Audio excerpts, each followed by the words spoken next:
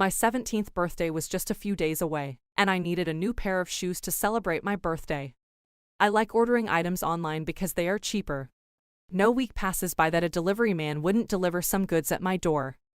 But I wanted to celebrate my birthday with a new shoe.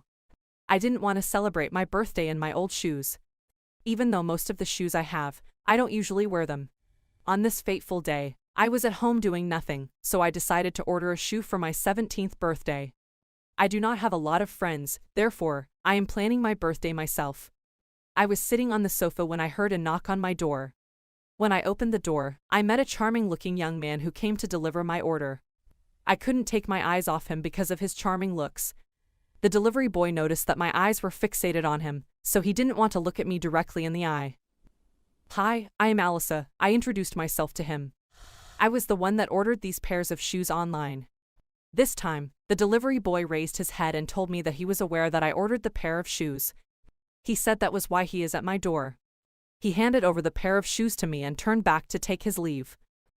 While he was walking towards his bike, I checked the shoe he delivered to me and I noticed that the shoe he brought was not mine.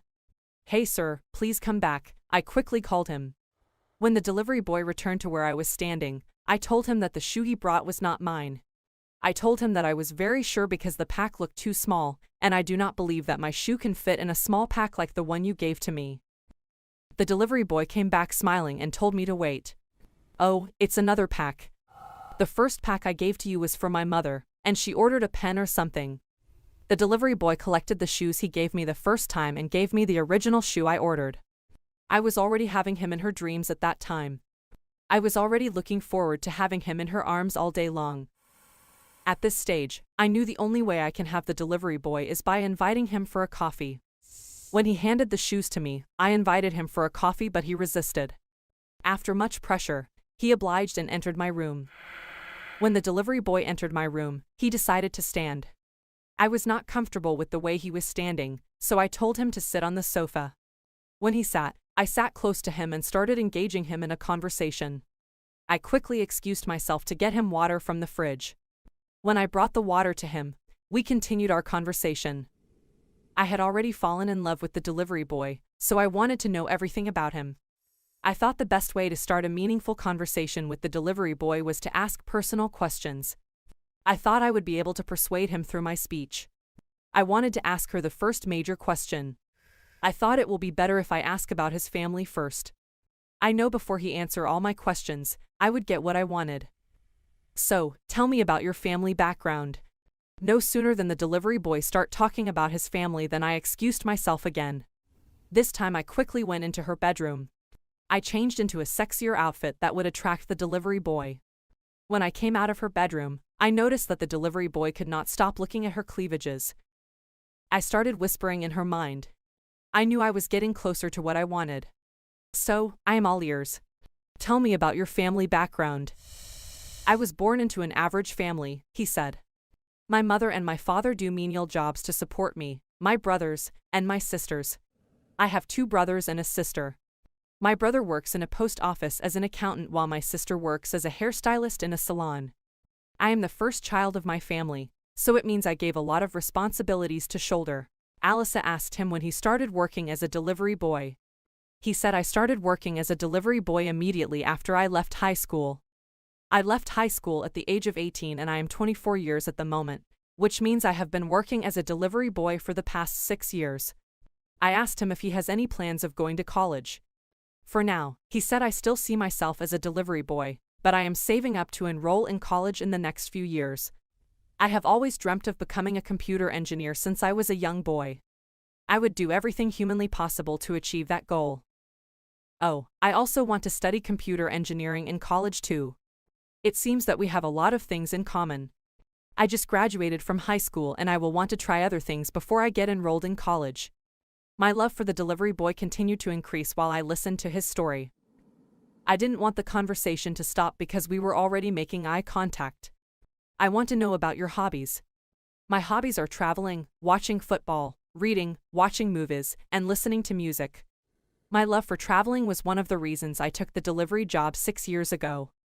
I wanted to flow with the conversation and I wanted the delivery boy to believe that we had a lot of things in common, so I told him I also love traveling, even though I am always indoors most of the time. I asked him the countries he has traveled to.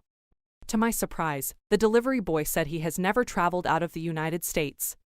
He said he has only traveled to some states in the United States like Florida, Texas, Alabama, and New York.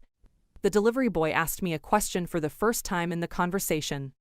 He asked about the countries I have traveled to. Pardon my manners, I pleaded. I said I didn't ask for his name since we started the conversation. He told me his name is Mike. He said he didn't ask for my name because he has already seen my name on the parcel he delivered to me. Now back to the question, I said. I told him I have traveled to the United Kingdom, Spain, France, and Canada. He asked me the reason I traveled to those countries I mentioned. I told him I visited those countries mostly on vacation. You said you like watching football. Which football team is your favorite? He said, although I live in the United States, my favorite football team is Barcelona Football Club. I support the Barcelona Football Club because of Lionel Messi. I do not watch football because I do not like it, Alyssa said. Even though I see a lot of women playing football nowadays, I still believe it is a men's game. Who knows, I might start supporting Barcelona Football Club because of you. I will be very happy if you do that. You will enjoy watching Barcelona Football Club because they play sexy and attractive football just like you. Did you just say I am sexy? Alyssa asked. Yes, you are, the delivery boy replied. At this moment, I knew I was on her way to getting what I wanted, but I wanted to take my time. I thought the best way of continuously getting closer to him is to continue the conversation we were having. So you said you like reading, can you tell me about the books you have read? I have read a lot of novels. I have lost count of the number of novels I have read. Although, the majority of the novels I have are romance novels. I just love romance novels. If I may ask, why do you like romance novels? Alyssa said. I like romance novels because I want to be romantic. I want to be a romantic boyfriend for my girlfriend. I don't want to be a boring boyfriend. That is interesting, Alyssa said. So, tell me the names of some of the novels you have read. I will like to have them too, I said. I also want to learn how to be romantic. If that is the case, I will help you bring a lot of romance novels that I have. Do not stress yourself by going to the bookshop, the delivery boy said. I got up and embraced the delivery boy. She said she was very happy with his kind gesture. After the hug, I returned to where I was sitting. This time, I moved closer to Mike again. You said you like movies too, so tell me the movies you have watched. I was more interested in this movie aspect because I am a lover of movies too. Most times when I am in my room, I am always watching movies. I like comedy movies, the delivery boy said. I love movies that make me laugh and take off the daily stress that I have passed through at work. So, tell me your type of movies too, the delivery boy asked. Alyssa said. I love romantic movies a lot, Alyssa replied. The same way you said you have lost count on the number of books you have read, is the same way I have lost count on the number of romantic movies I have watched, Alyssa told the delivery boy. I like romance movies because they are always lengthy. I like romantic movies too, Mike said. I do not watch them because they are very lengthy, and it takes a lot of time to watch. You know I am a very busy man, so it will be difficult for me to watch lengthy movies, Mike said. That is the reason I love short comic movies. I can watch them within a few hours, and they help me relax well as I said before. Alias said she will want Mike to follow her to the cinema very soon. Mike obliged and promised to follow her to the cinema when he is off duty. Alias couldn't contain her joy when Mike told her he will follow her to the cinema. She said she can't wait to go and have a nice time at the cinema with him. Now, let us talk about your music taste, Alyssa said. Tell me the types of songs you listen to and your favorite artists. I am a big fan of R&B songs.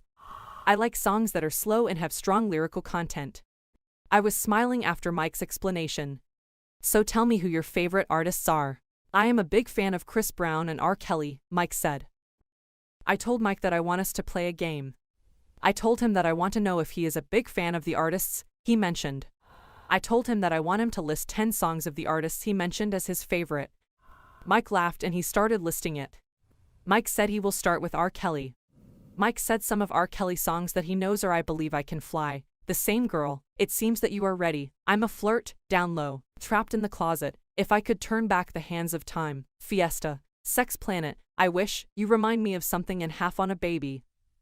I was wowed as Mike continued to list R. Kelly songs. I am surprised, Alyssa said. But you have to list Chris Brown songs too for you to win the game. Mike nodded his head and kept smiling. Mike said some of Chris Brown's songs that he knows are Forever, Blow My Mind, Undecided, Don't Wake Me Up, Track Star, Run It, Take You Down, New Flame, Under the Influence, Loyal, No Guidance, and Go Crazy. You won. Now I agree that you are a big R&B fan and you are also a fan of Chris Brown and R. Kelly. Mike also returned the gesture. So, tell me your type of music and your favorite artist too, Mike said. I told him I love R&B songs too. Mike asked who my favorite artists are. I told him I like Celine Dion, Rihanna, and Beyonce. Mike told me that I should also mention 10 songs of these artists. I mentioned. I said, so you want me to mention 10 songs because I asked you to mention 10 songs. I said, okay, I accept the challenge. I started with Celine Dion. I said some of Celine Dion's songs that she knows are My Heart Will Go On, I Surrender, It's All Coming Back to Me Now, All by Myself, The Power of Love, To Love You More, I'm Alive, Have You Ever Been in Love, Ashes, A New Day Has Come, Beauty and the Beast, and Just Walk Away. I told him that some of Rihanna's songs that she knows are Umbrella, Diamonds, We Found Love, Love on the Brain, The Monster, Don't Stop the Music, Only Girl, Desperado, Work, Rude Boy, Needed Me, Pour It Up, Towards the Sun, and Man Down. Lastly, I said some of Beyonce's songs that I know are Say My Name, Crazy in Love, Countdown, Run the World, Irreplaceable, Love on Top, Formation, Brown Eyes, Naughty Girl, Beautiful Liar, Partition, and Dance for You. Mike clapped as Alyssa kept listing the songs. They both laughed and applauded each other. In a bid to continue the conversation, I asked Mike about the things he likes and the things he dislikes. He said he liked people that are honest, truthful, hardworking, and open-minded.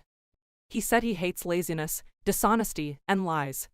When he finished talking about his likes, he asked me about my likes and dislikes too. I said I like almost everything he said he likes and dislikes. I told Mike that I was not wrong the other time when I said that we have a lot of things in common. I said it's difficult to believe that we can have so much in common on meeting for the first time. Why did you say you hate dishonesty? Has anyone broken your heart before? He said he used to have a girlfriend when he was in high school. He said we were in the same class and he loved her very much. He said she started acting the other way when they left school. He said she started ignoring his calls, and she was caring as she was when they were in college. He said at that point, he knew someone else has snatched her from him. He said he had no other option than to break up with her. He said it was very painful because she was the first girl he would ever fall in love with. Oh, that said, Alyssa said. It's all right. Mike replied. So, did you date anyone else after she broke up with you? I asked Mike. Mike said he hasn't gone into a relationship since then. He said he has been focused on his work and his family. He said he doesn't want another distraction. So you mean women are a distraction? I said. Mike said some women are a distraction because they are not honest. He said they wouldn't love a man the way he loves them. He said there are also many other reasons why he has decided to stay away from having a relationship. Alyssa said she wants to know the reasons. Mike said he just wants to concentrate on his job and his family. He said he wants to be able to save up so that he can achieve his aim of becoming a computer engineer. Alyssa said, wow, that's fine. She asked Mike if he would consider going into a relationship if he finds someone that is honest. Mike said it's a probability. Tell me about your love life too, Mike asked me. I have never been into a relationship deeply like you. I had a very close friend in high school that people used to think we were dating. We were very close but we were not in any relationship. At that point, I knew had Mike where I wanted him. I knew I could do anything I wanted with him, but I wanted to take her time and see where the conversation will lead to. So, how have you been coping since you broke up with your girlfriend? Mike said I have been coping well. Mike understood what I meant by the question. He knew I wanted to ask if he has been having sex since he left his girlfriend, but he decided to play along. He wanted me to say it directly. I know he has been coping well. But, how has he been coping with lack of sex, or does he have a sex partner? Mike smiled. He was happy because he heard what he wanted to hear from me. Mike said he doesn't have a sex partner. He said he has been able to stay away from sex since he and his girlfriend broke up. I smiled and told Mike that I admire his courage. I said it's not easy to stay away from sex that long, especially having sex before. Mike also wanted to know about my sex life. Tell me if you have ever had sex before. Mike said since I said she hasn't had a deep relationship, he was curious to know if I have gotten down with someone. I said I have gotten down many times with my high school friend even though we weren't dating. I excused myself to get a drink for Mike. At that stage, both Mike and I were already in the mood to get down with each other. When I got up, Mike couldn't take his eyes off me as I walked to the kitchen. I realized that Mike's eyes were fixated on me, so I started walking seductively to draw Mike's attention. When I entered the kitchen, Mike thought to himself that that was the perfect opportunity. He needed to have sex with me. I picked a drink from the fridge and went to the kitchen to pick a cup. While I was walking to the kitchen, Mark stood up and trailed me. He stood at my back, but I did not know because I was pouring iced teas into a cup. While I was pouring iced tea into the cup, I felt Mike near me grabbing my butt. I knew it was Mike because we were the only ones in the house. I deliberately acted like I didn't know someone was at my back grabbing my butt. I was already in the mood, and I was enjoying what Mike was doing. Mike continued grabbing my butt. He was waiting for me to turn to him so that he could plant a kiss on my mouth. Immediately I turned back to see who was at my back. Mike planted a kiss on my mouth and smiled at me. At that stage, Mike and I were deep into each other. I pecked him many times in the kitchen, and he pecked me too. We continued to peck each other because we wanted to keep things simple. I led Mike back to my room and we continued our conversation.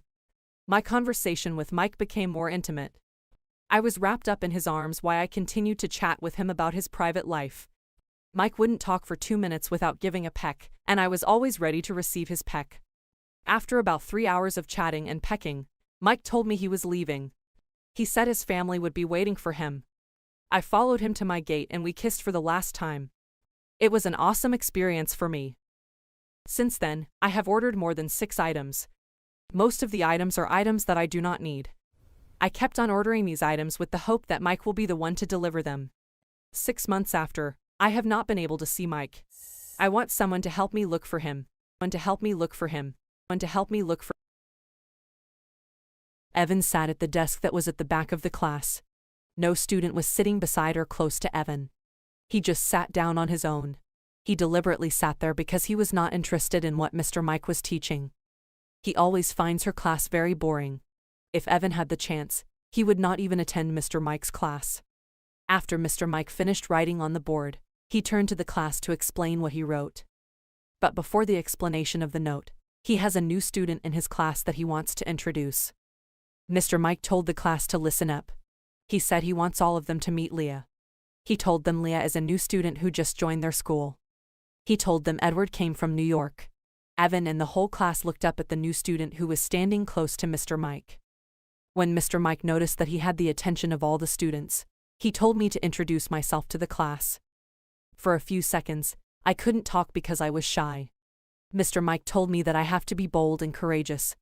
After much persuasion from Mr. Mike, I began to introduce myself. I am 18 years old. I was born and raised in New York. I have a brother and a sister who are both in college.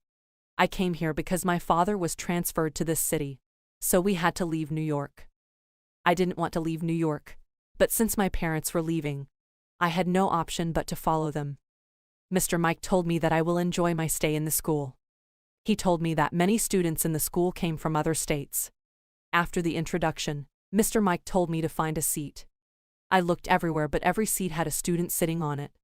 The only vacant seat was Evan's seat. Mr. Mike told me to go and sit close to Evan's. When I was making my way to the seat, some students were nodding in disapproval.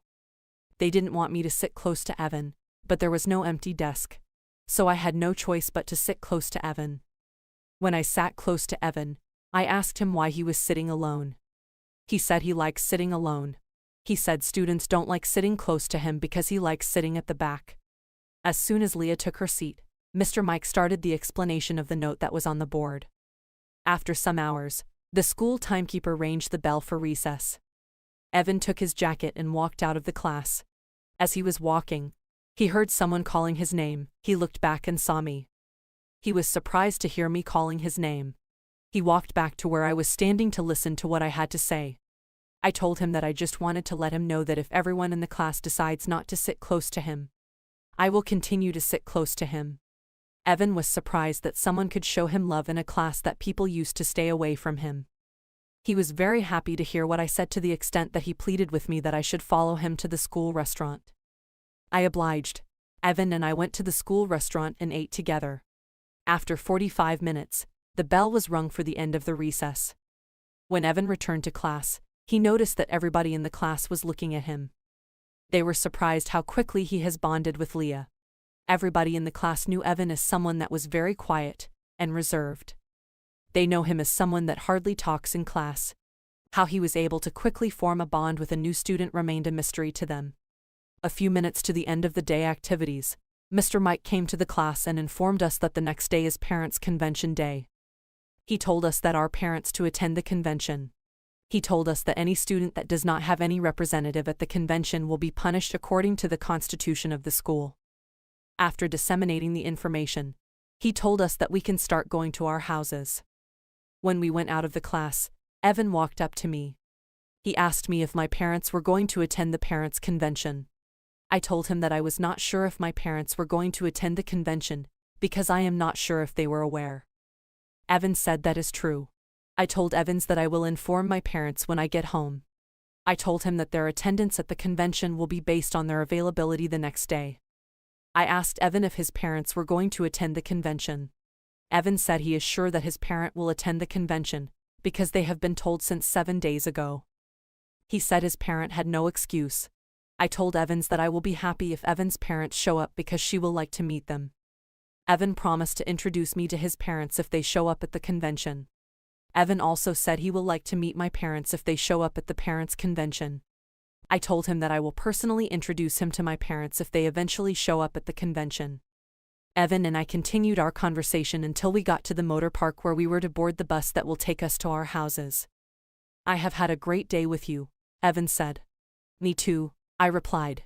We waved one another goodbye and each one of us entered different buses.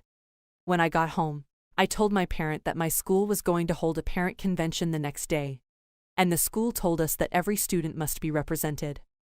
My father said he doesn't know about it and he is not sure if he will be able to attend. I was not happy with my father's decision. I started persuading my father. I reminded him that I am a new student in the school and I do not want to be punished.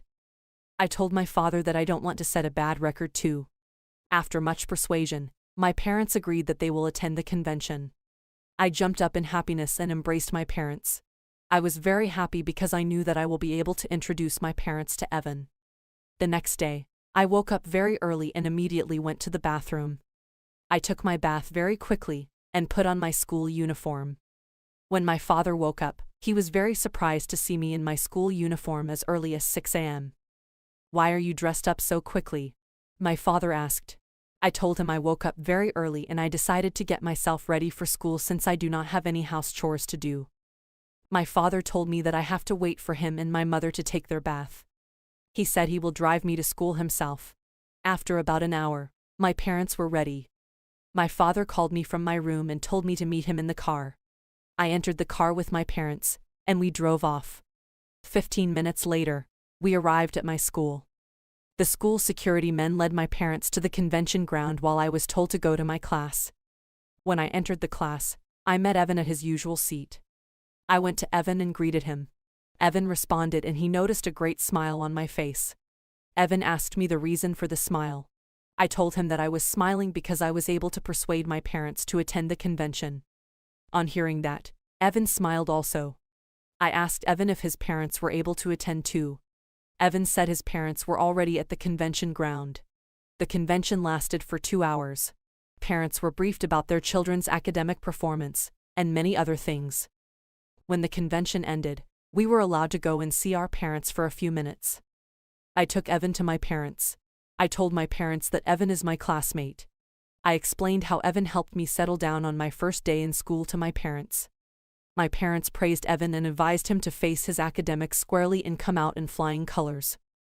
They told him he is free to visit me at our house whenever he wishes. Evan and I immediately left and ran to where Evan's parents were standing. Evan introduced me to his parents and told them how friendly I was.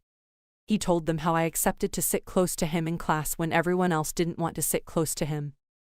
Evan's parents appreciated me and advised me to be serious with my academics. Evan and I introduced our parents to themselves. After the introduction, Our parents left and Evan and I walked back to our class. Our friendship continued to grow stronger. We became very close friends and we began to do everything together. Everybody in the school noticed how close Evan and I were. As days went by, Evan and I began to generate emotional feelings for each other, but none of us dared to express our feelings. My birthday was fast approaching, and I told Evan that I will want him to celebrate my birthday with me. I told him my friend Aurora will also join us in the celebration. I told him that the birthday celebration will hold in a public mall. I told him that my parents will be there too. On the day of my birthday, I called Evan to meet me at St. George Mall. I told him that my parents, Aurora and I will join him soon. Evan left his house and headed to St. George Mall. When he arrived at the mall, we were already there waiting for him. We welcomed him and he took his seat. There was a lot of food and drinks to eat. While we were eating, Evan and I couldn't take our eyes off each other. A few minutes after, I excused herself. I told them that I want to use the bathroom. When I entered the bathroom, I locked the door. After easing myself, I could not open the door because it was locked. I started screaming for help, but there was no help in sight. After waiting for minutes for me to return and I did not, Evan stood up to check up on me. When he got to the bathroom area, he started calling my name. I quickly replied as I was happy that help was in sight. "Where are you?" Evan asked. "I am in the bathroom. I have been trying to open the door, but it seems the door is locked." Evan came to the bathroom door and helped me open it. "Thank you very much," I said. I told him that I have been stuck in the bathroom since I left them. I hugged Evan passionately and kissed him. Evan kissed me back. It seems like the perfect opportunity, that both of us to have some intimate kissing. The kissing continued to the extent that we had to lock the door again so that passers-by would not see us.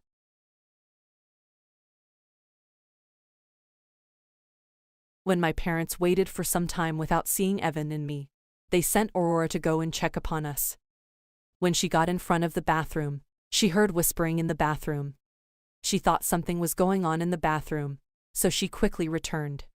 When my parents asked about Evan and me, she told them that I was still in the bathroom while Evan is chatting with his old-time friend he met at the mall. We continued the sex till they both came. We quickly cleaned up and joined the rest of the people that have been waiting for us. I thought the outing was a perfect opportunity to know more about Evan. Most of the talk we usually had in school was not too deep. I didn't know about Evan's family background even though I have met his parents. I don't know his hobbies, his likes and dislikes, and many other things. "So tell me about your family," I asked. "I have a brother and a sister. Both of them are in college. My brother is studying physics while my sister is studying statistics. My brother is in his 3rd year in college, while my sister is in her 1st year. My father works as a doctor while my mother is a pharmacist." "That's impressive," I said. "So you are from a family of medical personnel. Tell me about your family too," Evan said. "I have 2 brothers. Both of them are out of college. My elder brother studied chemistry while my immediate brother studied economics. My father and my mother are lawyers." "Oh, good. So you are from a family of legal practitioners. I am sure you are also considering becoming a lawyer," Evan said. "Maybe," Leah said. "So tell me what your hobbies are." "I want to know them," Leah asked. "My hobbies are watching football, traveling, reading, and watching movies."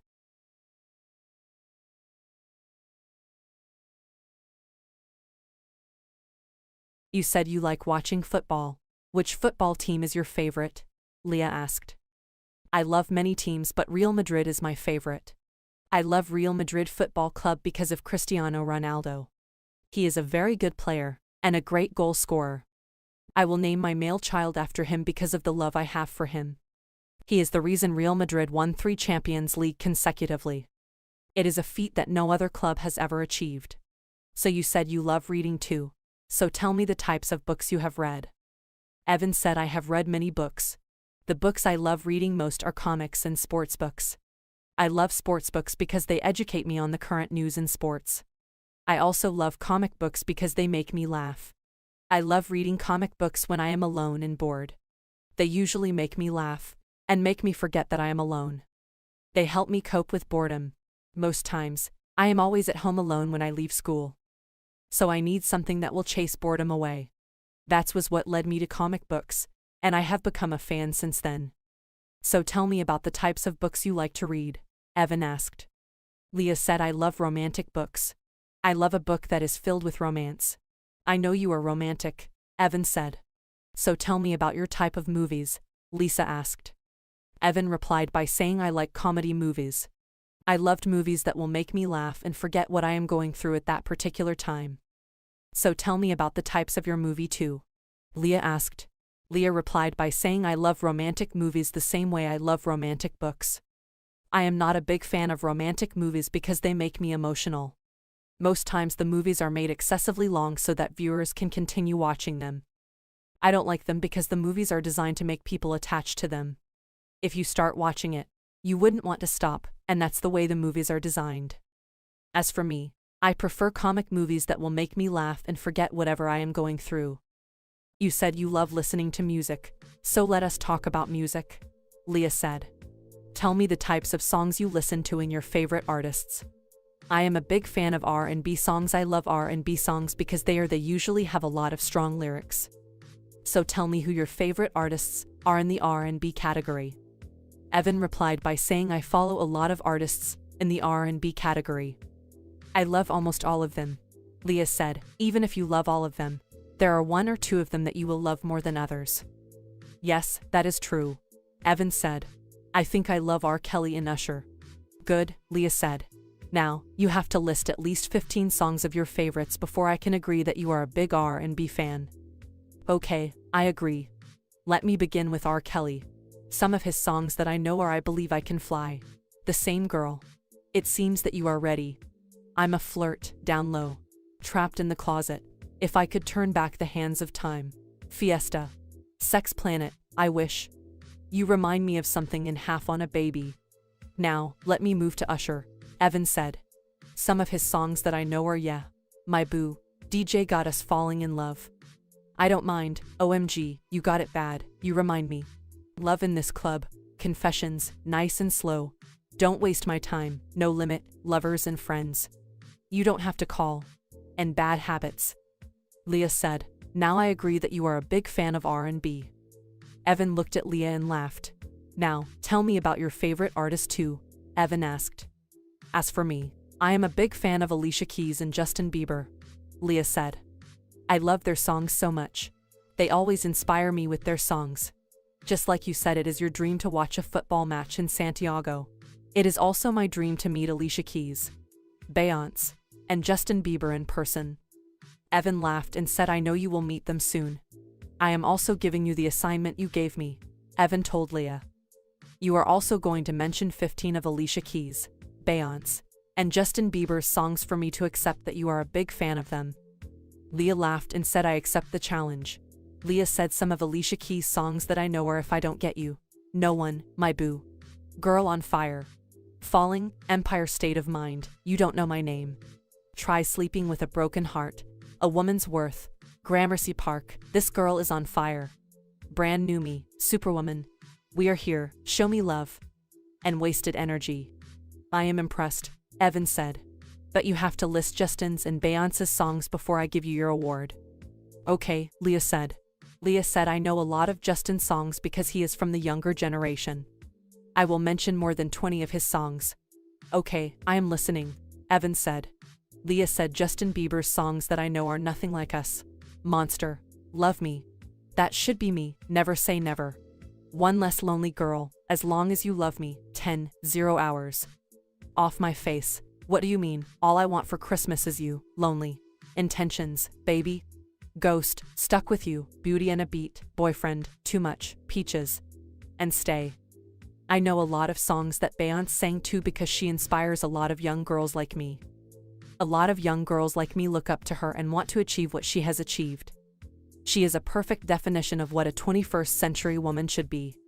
Some of her songs that I know are Bills, Crazy in Love, Say My Name, Single Ladies, Run the World, Brown Skin Girl, Love on Top, Listen, Brown Eyes, Formation, Already, Naughty Girl, Partition, Dance for You, The Best Thing I Ever Had, Drunk in Love, Lose My Breath, Cater to You, Soldier, Baby Boy, Party, and Halo. Wow, Evan said. Now I believe that you are a fan of these artists you have mentioned. I hope you get to see them very soon. Thanks, Leah replied. I hope you also fulfill your dream of watching Real Madrid live at the Santiago Stadium very soon. They ended their conversation and every one of them left the gathering.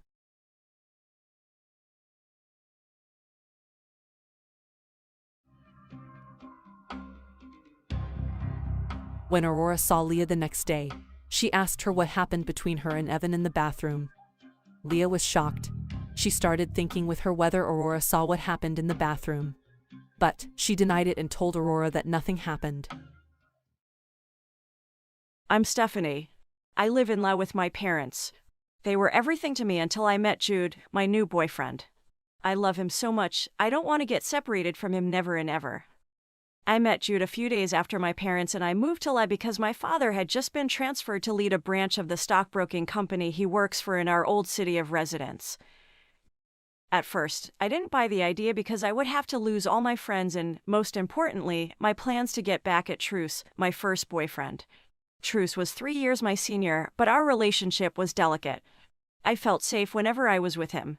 He was an honest guy, classy and straightforward before everything changed. He was the head of the football team then, and I was just a girl on the cheerleading team. My parent knew about my relationship with Truce, and I don't think they were happy about it. My father didn't really act up, but my mom, let's just say she was acting like a typical mother who thinks her child isn't in safe hands, would do. I really appreciate their concerns, but I thought Truce wasn't that bad. Truce did visit my place from time to time, and he's always welcomed. Truce, who had no other objectives, don't waste time in the living room. We always head straight to my bedroom, you know.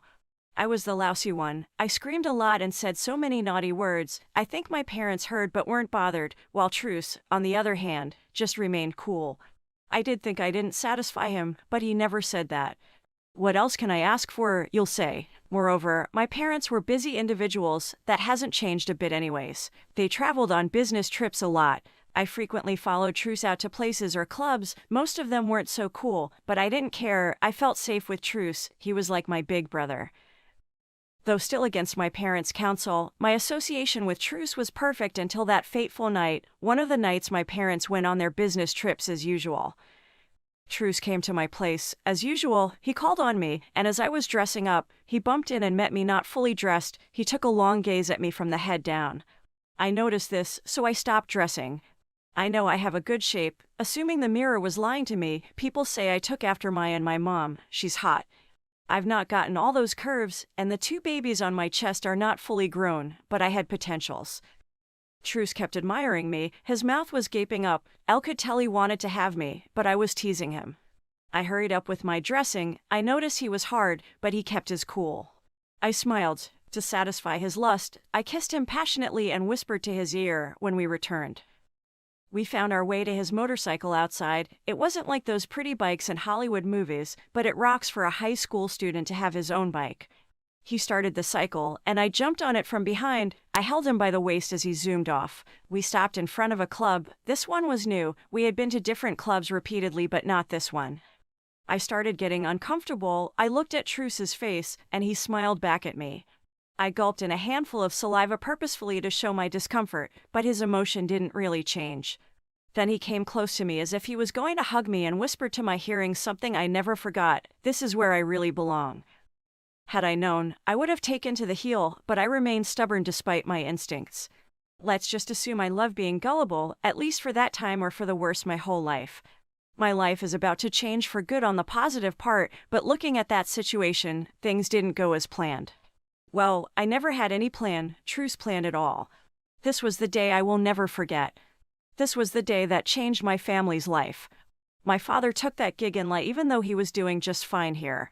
My mom thought leaving was the best too, at least she would avoid shame, and it was depression for me on my side. I remembered vividly after that night, I said to myself, never will I date any guy until the end of high school. That didn't last much. Jude came into the picture earlier than the end of high school. Maybe I can't be trusted with my own words either. My emotion got the best of me, and I love it. Truce placed his hands around my neck as we walked towards the bouncer. I was a lot shorter than him, but I pretended to be cool with it. He started muttering some jokes that I found not funny anymore due to my current situation but continued credulous. When we got to the bouncer, I became the stranger. It was as if he had known the bouncer longer than I knew my mom. There was great chemistry between the big guy and Truce. He allowed us in without asking for any ID. Funny, right? I know it is a culture for bouncers to ask for IDs, but this time was different. My mind flashed back to when we first met after a football game against the other best team in town, my then high school team's archenemy Oaks Christian. As the team's captain, Truce got injured early in the game. He could not proceed. He was stretched out of the playing zone, and since I was the youngest in the cheerleading team, I basically did not cheerlead at all. I was more like the errand girl in the group. I got the first aid box and walked reluctantly towards the team's captain. No one stopped me, not even the teachers. Everyone kept looking at the brave small girl walking towards the biggest boy in school. I have the skills since I was part of the Red Cross community in my junior school. I tended to his wound and made him very comfortable. Then I saw a smile on his face. I think he was satisfied with my services. He said, "I am Truce Dempsey. What is your name?" I can't believe my ears. Almost confused, I replied, "I am Stephanie Brown." Then he said, "Will you go have coffee with me tomorrow at the cafe?" Somebody hit me. The biggest boy in high school just asked me out. I carefully said, "Yes, I would love to have a cup of coffee." That was just 3 months ago from this fateful day.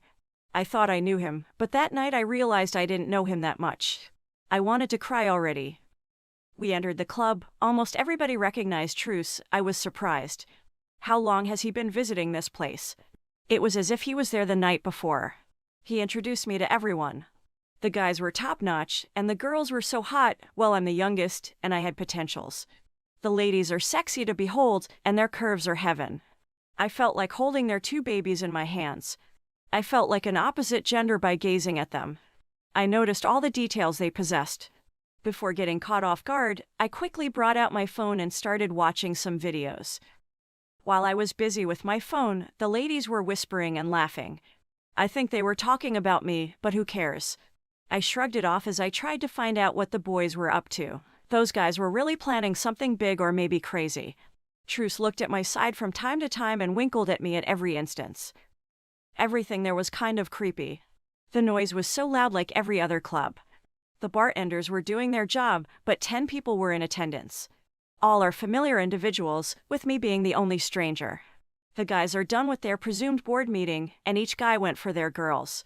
Truce came to me and asked me what will I love to take. This wasn't the best moment to get drunk. I replied, "Water is fine." He looked at me in disappointment, but I didn't care at this moment. I repeated I would love cold water. He stood up, went straight to the bar and got himself a few beers, and got me 2 chilled bottles of water from the big freezer beside the bar. I sipped my water while every other person was marrying. The party moved from seriousness to naughtiness. The other girls are doing their thing before I could get my head around what is going on. A certain girl was really riding on a guy's lap so hard. Looking at his face, you can tell he will soon go. The girl was so good. Several hours had gone, a lot of adult scenes. All the guys present had wet themselves except Truce, who was on his 6th bottle of beer. Then, here came the moment they had been waiting for. I was here to be initiated as Truce's new girlfriend, and I knew nothing about it. Dave, Truce's closest pal in the clique and undeniably the gang leader, broke it to me. I would be stripped naked, and all the guys will take turns on me. I fired back at the idea, and they all laughed. Lucy, the sexiest, curviest, and most endowed of the other 4 girls, said, "It's the ritual only once, and you're welcome to the club, baby." I tried to fight my way out of the club. The ladies stripped me off my clothes, and the guys started dancing around me. I felt ashamed, and I cried. I was let out to go, and Truce made me go home all by myself that night. That night, I will never forget. I wept all night, my face swollen. Truce didn't call or check on me. Even without saying it, I knew it was over. The following day, I got dressed for school. On getting to the school environment, everyone's eyes were locked on me. There were whispers and disgusting faces everywhere. It was only me that was left to wonder what was going on. I got to my class, and the atmosphere was still the same. I sat on my chair, still thinking about what happened last night. Kathy and Elle, my 2 friends, came towards me. They told me about a video of me dancing naked with some unrecognized boys posted on the school website the previous night. What? It was filmed. I said that to myself, but it felt as if I was shouting out loud. No, I am doomed, I softly said to myself. They tried to ask me about what really happened, but I was too down to give a response. Stephanie Brown. That's the principal's voice from the school speaker. You're wanted in my office now. I stood up from my seat. It looked like the whole world was upon my head. I wanted to melt down. I dragged my feet to the principal's office. My mom and dad were already in his office. He asked me what really happened. I was too ashamed to say anything. My dad couldn't look at my face, and my mom was sobbing silently. The principal asked me to go to the reception. A few minutes later, my parents came out and said to me, "You've been expelled, let's go home." I busted into tears. That was the quietest day in our home.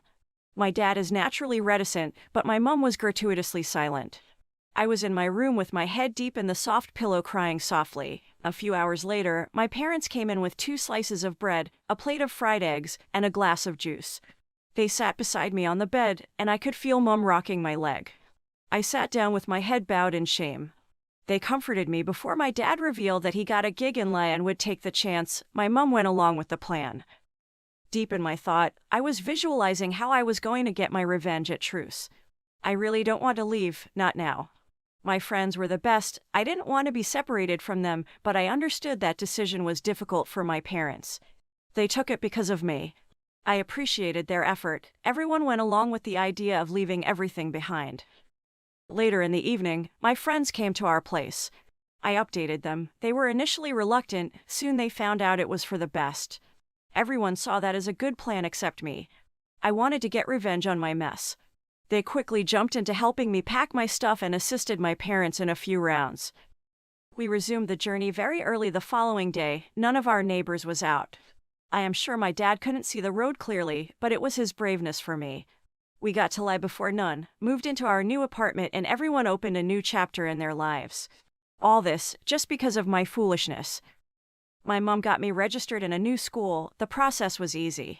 I had good grades, and my viral video hadn't reached LA yet. That was a significant relief. I started attending class with the immediate effect of forgetting the past as soon as possible. I was a loner for the first few weeks because I didn't know who to trust anymore. Everyone tried associating themselves with the newbie, but I think I was getting better at avoiding people. That was my newest superpower. Then Abby came into the picture. She had been sitting behind me all semester, and I didn't even notice her. Wow, this girl is good. She talked to no one, and no one talked back to her. She is always reading a novel or writing something no one cared about except her. Her diary is filled with posters of aliens and spaceships. Weird, right? Help me pick my pen. It is between your legs. That voice was new. I never perceived that, and it was 3 months I resumed. I looked back. It was Abby. Babe, she's like an angel. Her lips were white, and the wet lips melted perfectly on them. I was still fantasizing about her when I heard, "Will you please help me with the pen?" "Oh, I'm sorry," I replied. "Here it is." She then raised her eyelid, trying to make me look back. Looking at me from the opposite direction was the class nerd, Jude. Jude is cute. He has a baby face and is the best student in class, but he is not sporty. This boy can't even ride a bicycle, nerd. Abby continued, "He has been looking at you since the professor introduced you to the class. I think he's into you." Why is Abby talking to me? This is strange. I would have been comfortable with this supposed discussion, but he'll be saying anything to me. She introduced me to a stalker. I took it as a setup, faced front, and gave Jude a weird face. Jude looked away with a smile on his face. It was as if his mission was accomplished. I finally noticed him. I felt unsafe and more comfortable. I rushed out to the restroom to calm myself a bit. I entered the classroom and couldn't wait for the bell. Immediately, I heard it. I carried my bag and disappeared from the premises. The following day at school, I got my stuff from my locker, and Jude came by trying to initiate some conversation. I didn't respond to his calls, though he sounded soft. I could pick he couldn't hurt a fly by day. Not him, not now, and not anytime soon. Abby whispered to my ear in the class, "Give him a chance. You won't regret it this time. Trust me." I looked back in awe. Did she know about it? Was she there? I felt unsecured. I understand how people that had been treated bitterly act, and I could tell you were once a victim, the soft voice continued whispering. I sighed with relief. At least she didn't know about it, I said to myself. What did you care? I whispered back.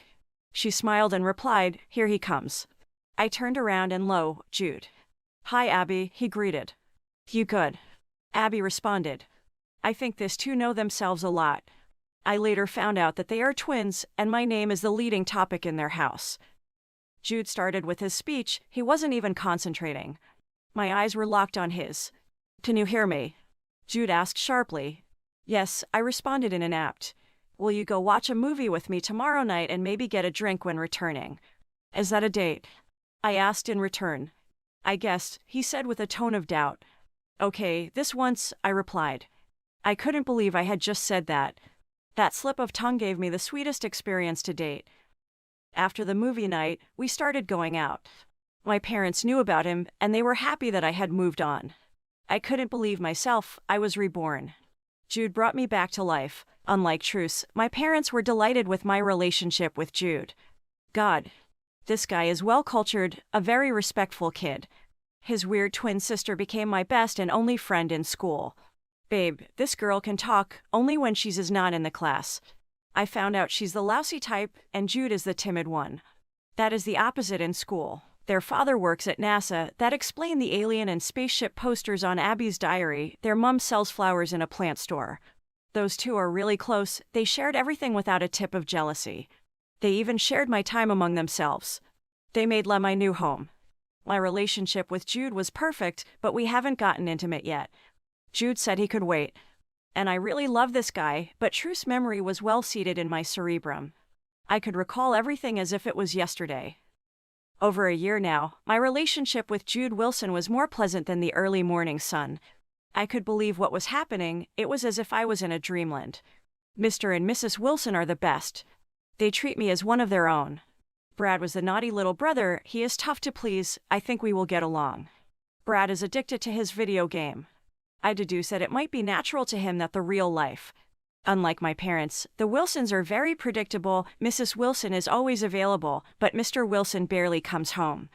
Their stamina is kind of regular. Everyone knows what to do with time.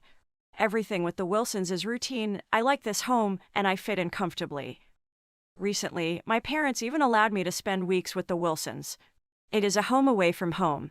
The Wilsons are not as boring as they look. This person can party, they love traveling and even have movie nights every Friday. We are now in our finals. Prom is in a few weeks. Jude seems to be very busy recently. He is the valedictorian, and as the school president, he is planning the best prom yet. Abby wasn't helping her twin brother. I wasn't surprised. She's good at ignoring people, and Jude was okay with it too. I really miss Jude. This is the first time in a long time Jude wasn't really available, but Abby was making up for his brother. I had plans too. My mom and I had been visiting wear stores and boutiques. As the first lady of the prom night, I ought to look my best. I didn't really know my mom was good at selecting dresses until now. All my life, she had been wearing office wears. Initially, I didn't trust her choice, but in time, babe, mom was good. She got me new pairs of heels. I appreciated her, and I gave her arguably the longest hug I have given her. She smiled in satisfaction. Tonight is the prom. Everything was going on fine with me, Jude, Abby, and my parents. Jude called me as usual. I understood he was trying to make up for his absence, but the information was different this time. He said he had provided an Uber for the night. That was thoughtful of him. I informed my dad about the news since he promised me the day before to transport me to the prom center. My dad was okay with it, and he wished me good luck. Braun. That was the doorbell. My mom got the door. Baby, it is Jude, she shouted. I came down the stairs. I was walking like an angel. I wasn't perfect with heels, but try not to rush myself. Jude was in his tuxedo. He looked up to take his queen. He was smiling, and I was smiling. My dad looked so pleased, and my mom joined her hands together, raised towards her chin. I am not getting married yet, I snapped at the duo. I met up with Jude at the end of the stairs. Jude whispered, I love you, beauty. I waved my hands at my parents as we walked towards the black SUV parked in front of the lawn. The driver was in a black suit. The driver turned. He was wearing a black sunglass. The face looked familiar, but how did I know a bearded young man? The driver removed his glasses, and lo, it was Truce. Truce. I can't believe myself. I ran into the house and straight to my room upstairs. What should I have done? My old boyfriend, who tarnished my image, is here to pick me on my prom night. Should I go in the Uber or stay home? What did you think? What did you think? What did you think?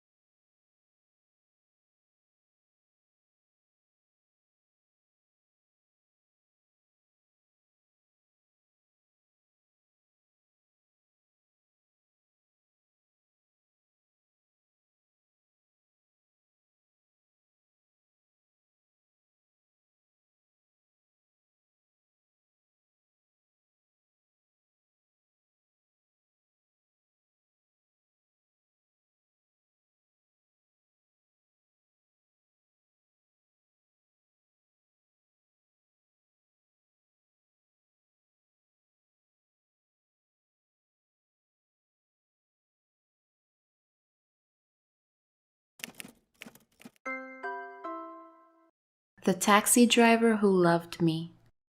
Hi, today I will tell you a story that taught me a lot of lessons. The most important one was that sometimes what may seem true is not true, and we shouldn't be so fast into thinking assumptions about people. My name is Carol. I am 16 years old. I live far away from my parents. Because of my school, I live alone in a small apartment.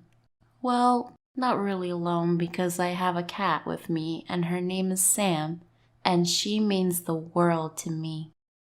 We do everything together and go to every place together. She is my family here when I am feeling down. I play with her and all the sadness just simply fades away, and it's like she's an antidepressant to me.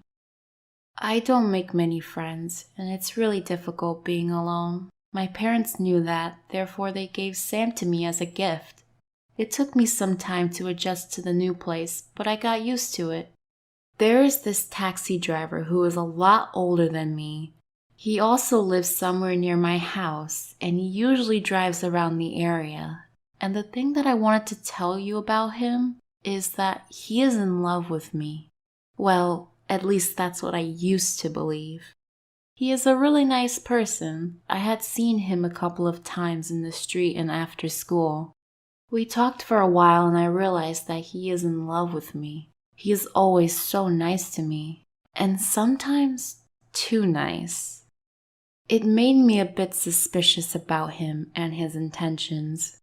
Being a girl of my age who lives alone, I was a bit careful about these things. I had been in his taxi several times and nothing wrong happened. One day I went to the market to buy some cat food for Sam and some things for my apartment. I took Sam with me because I never leave her alone. I took the bus to get to the market because it was really far away from my house.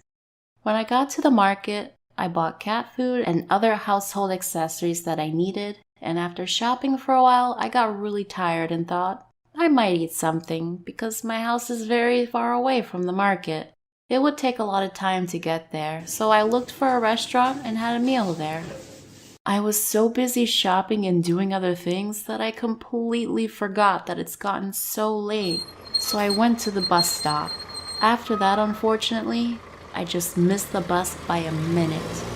The next bus was going to come in an hour. I waited at the bus station for almost half an hour with my cat, and still half an hour was left. The time was moving so slowly. Seconds seemed like hours. There were some passengers waiting at the bus stop. One of them told me that sometimes the next bus takes about 2 hours to get at the stop. And that got me really worried because the sun had almost set. There was no sign of the bus, and after some time, a taxi stopped in front of me. When the window got rolled down, it was the same man about whom I was telling you guys about. He told me that he had completed his shift and was heading home, and coincidentally, he saw me at the bus stop since his home was near mine. He suggested me to get into the car with him and he would drop me off at my home. I got really worried about what to do because it was getting so late and still no sign of the bus, and I was afraid that he might do something to me. After thinking for a while, I decided to get into the car with him. I got in the back seat and he started the car. It was a long journey in front of us, so we started to ask questions about me and we started talking. During our conversation, he was being a bit flirty and was staring at me the whole time from the back of the mirror of the car. Honestly, guys, I was a bit scared too, but I had Sam with me, so I overcame the fear and tried my best not to let him know that I was scared. By looks, he looked like a decent man. Something wrong wasn't expected from him, but still my mind was creating different situations about what could go wrong. And guys, there were a lot of things that could have gone wrong in that ride. We were halfway into our journey that he suddenly stopped the car and looked at me. Imprecise, he was looking at my breasts. Then he bent his neck and he tried to grab my chest. Well, at least that's what I thought he was doing. But that didn't happen. I had Sam in my hands. At that moment, I had no idea what to do. I was in severe shock at the moment, so I closed my eyes. But turns out he was picking up Sam, and I thought he was going for my breasts. I got really shocked and frightened at that moment, and he realized that. He felt so guilty and apologized to me for grabbing Sam like this. But then he explained why he did that. When he was young, he had a cat just like Sam. He showed me her pic, and the resemblance between his cat and my cat were uncanny. He told me that he loved her so much and told me all the stories about his cat and all the adventures him and his cat had. I asked him where his cat was now and what happened to his cat. This question brought a huge deal of sorrow on his face, which gave me the answer to my question. Then he told me that once he was going someplace and he had a really big accident. The cat was with him in the accident, and unfortunately, the cat couldn't make it out alive from the accident. He was also really injured, but he was more sad about the loss of his cat than his own injury. I got so sad after hearing all this because I couldn't even imagine what I would do if something like this would happen to Sam, because she is my everything, my whole world.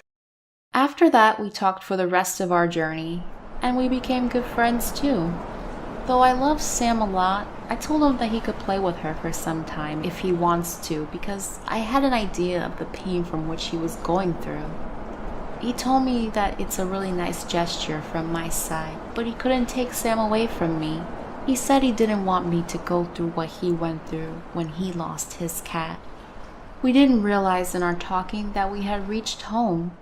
I wanted to talk to him more, but I guess that was it. He dropped me off at my apartment. I offered to pay for the journey, but he didn't take a single penny. I even tried forcefully to give him the money, but he didn't take it. So I thanked him a lot and went inside my apartment. He also went to his house after that. When I was about to sleep, I realized that he was only looking at my cat and he was only being nice because he was a nice person. He didn't have any wrong intention. At that moment, I reflected upon how wrong I was and was really feeling ashamed for thinking this wrong about such a nice person.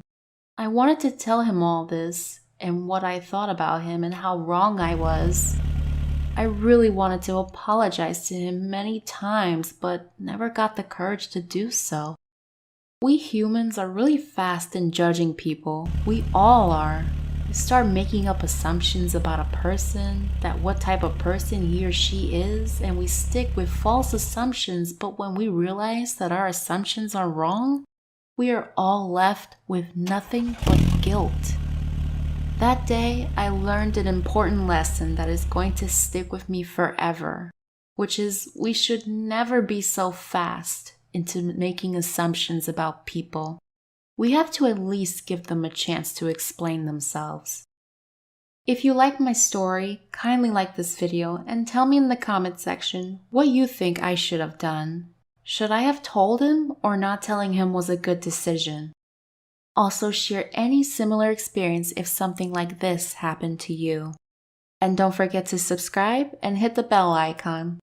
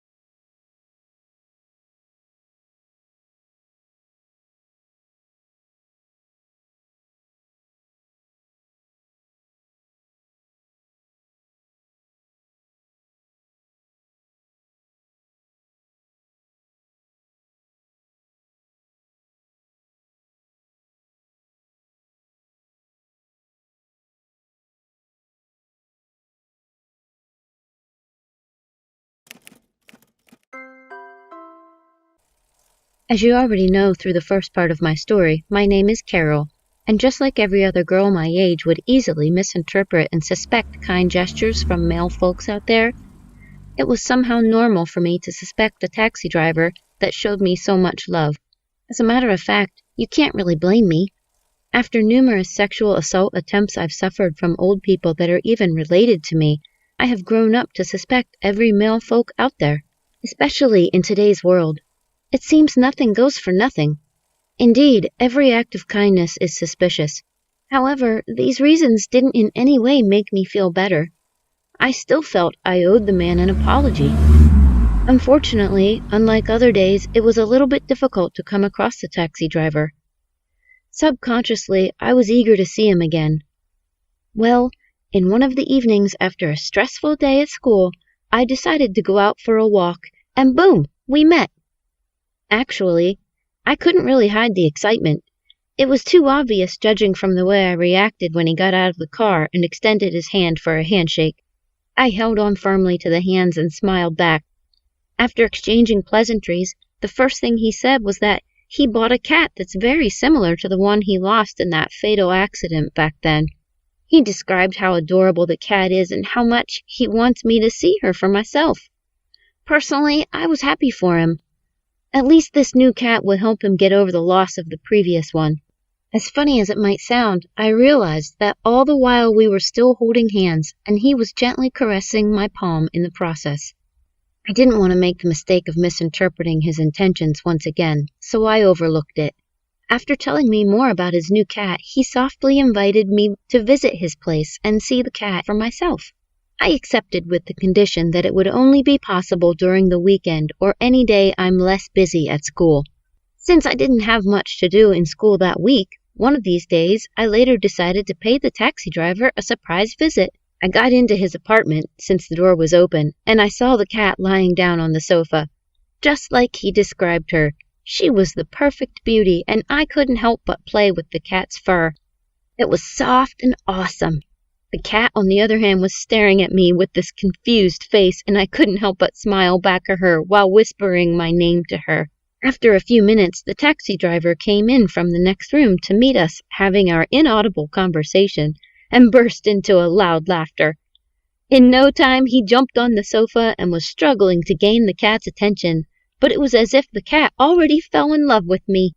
She fixed her gaze on me and kept meowing in a sweet manner whenever I made a statement, as if she was also giving me replies. Before I knew what was happening, I've spent hours playing with the cat and the taxi driver, and it was already too late for me to go back home. The taxi driver noticed that I was nervous, so he promised that he'd drop me at home and that I should not worry. Although I'm someone that does not like disturbing or stressing another person too much, I had no choice but to allow him to take me home, considering how unsafe it was to go alone.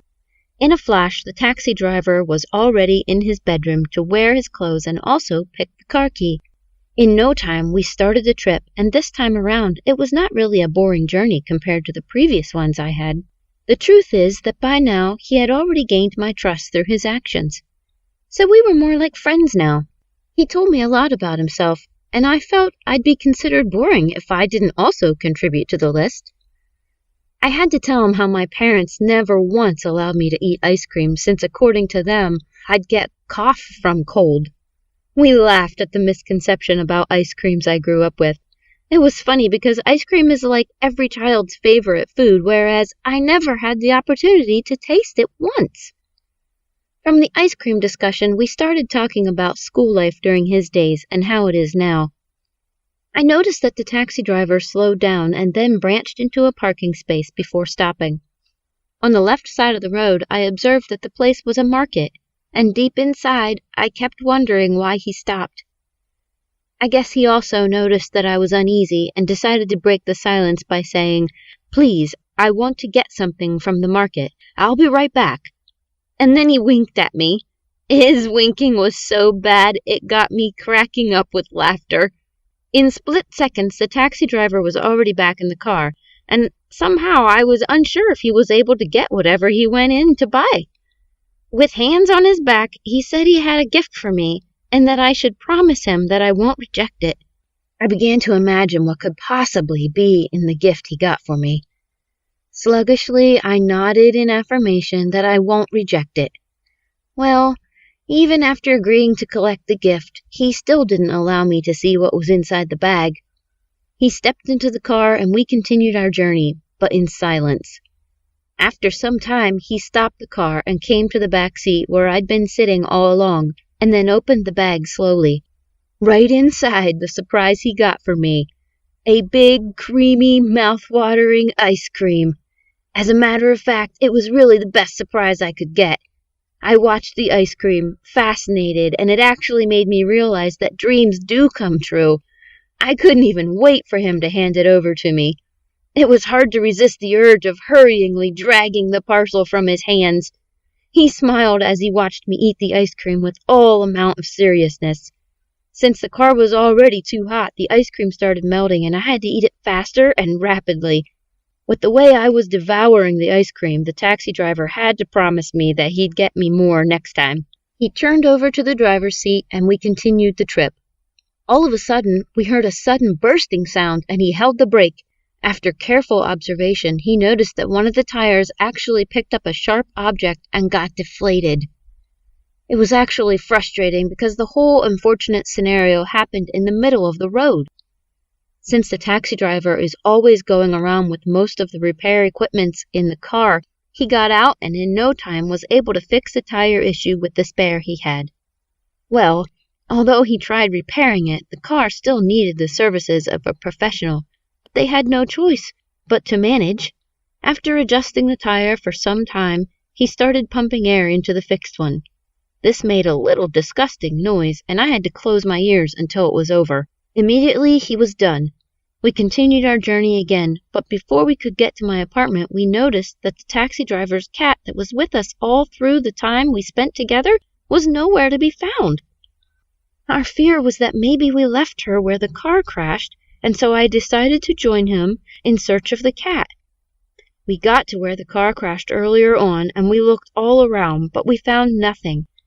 We got so disturbed and even had to enter the nearby woods, but our search was still futile. Then and there a thought came into my head, and I had to tell the taxi driver that maybe the cat had returned home to the house after they left her in the street. After saying that, we entered the car and headed back to the taxi driver's house to check if the cat was there. Luckily enough for us, at arrival, we saw the cat crying in the house. We both embraced her and kind of tried explaining how much we have looked for her.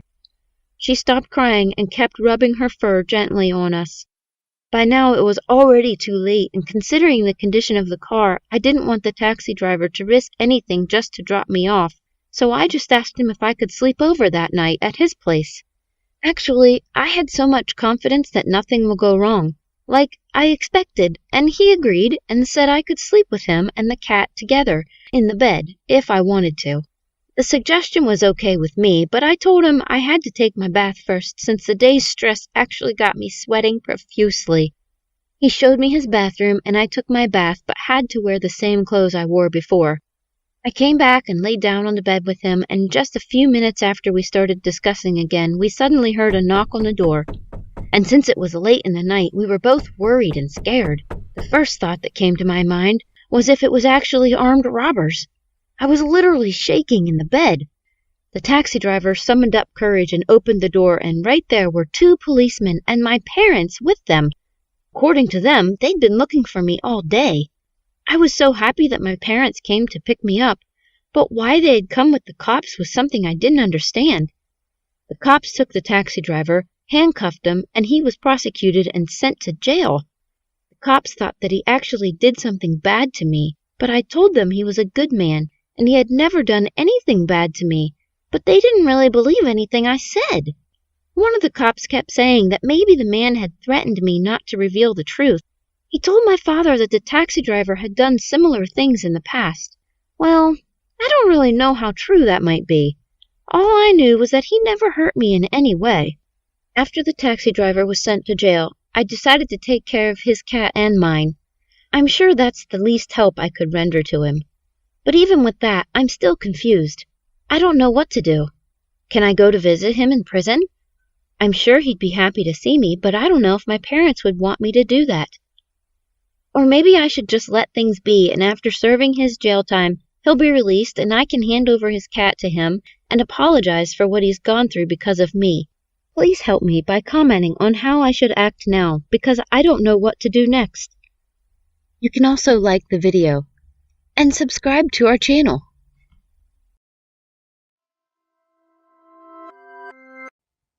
Like a bolt from the blues, it has happened that the taxi driver who I was beginning to get fond of is no longer with me. I was not myself by the passing of each day. Oh my God! Examination was by the corner, and it seems as if I don't give a damn. I couldn't just help it because every one of my thoughts was tailored toward the good moments I had with the taxi driver to the moment he was taken away from me. The more the days went by, the more scared I became. I was torn between 2 worlds, one filled with everything I could ever dream of, love, value, passion. The other, forbidden love, punctuated by dangerous choices. Finally, one day, I decided to visit him, irrespective of what the consequences may be. Because since after I learned my lessons on the disadvantage of judging or doing things based on assumption, I started to take bold steps and good risks. So I got dressed in my skimpy skirt and a top and immediately made my way to the jail. On my way, I was lost in thought on what could be his condition, now that I've not seen him for 2 months.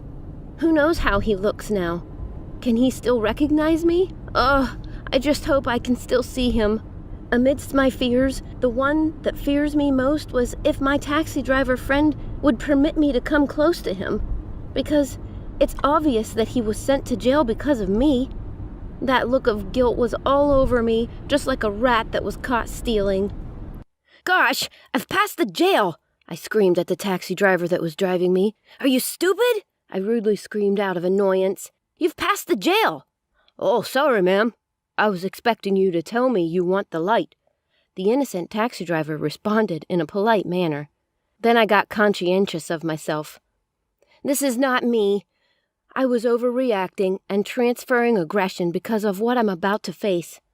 Then I apologized to him and asked him to take me back to the jail, which we have already passed.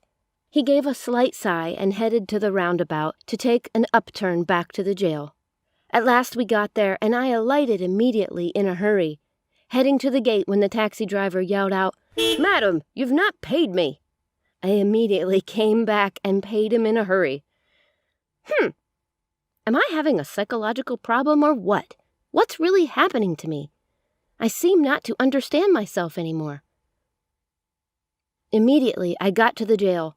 By this time, I became intensively nervous.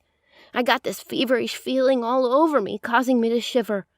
Immediately, I saw the policeman walking up and down. I had to compose myself immediately. I got to the table where I was queried of who I came to see and who he is to me. Remember, I've decided to deal with pretense. So the true nature of what I felt for the taxi driver made me want to say something beyond a friend, but I sensed it could complicate issues, as my parents are already involved in the case. So I just told them that he was just a friend. After the interrogation, I was asked to register my details, which I did without compulsion. I was taken to another room where I waited for him to be brought out. Oh, my heart skipped a beat as I looked at my friend. He has really changed a lot. His beard has grown so long and bushy. He used to be lean, tall, and handsome. But right now all those physical appearances are thrown to oblivion. How I wish I could find this thin air where they disappeared to, so I can restore them back. How impossible it is right now.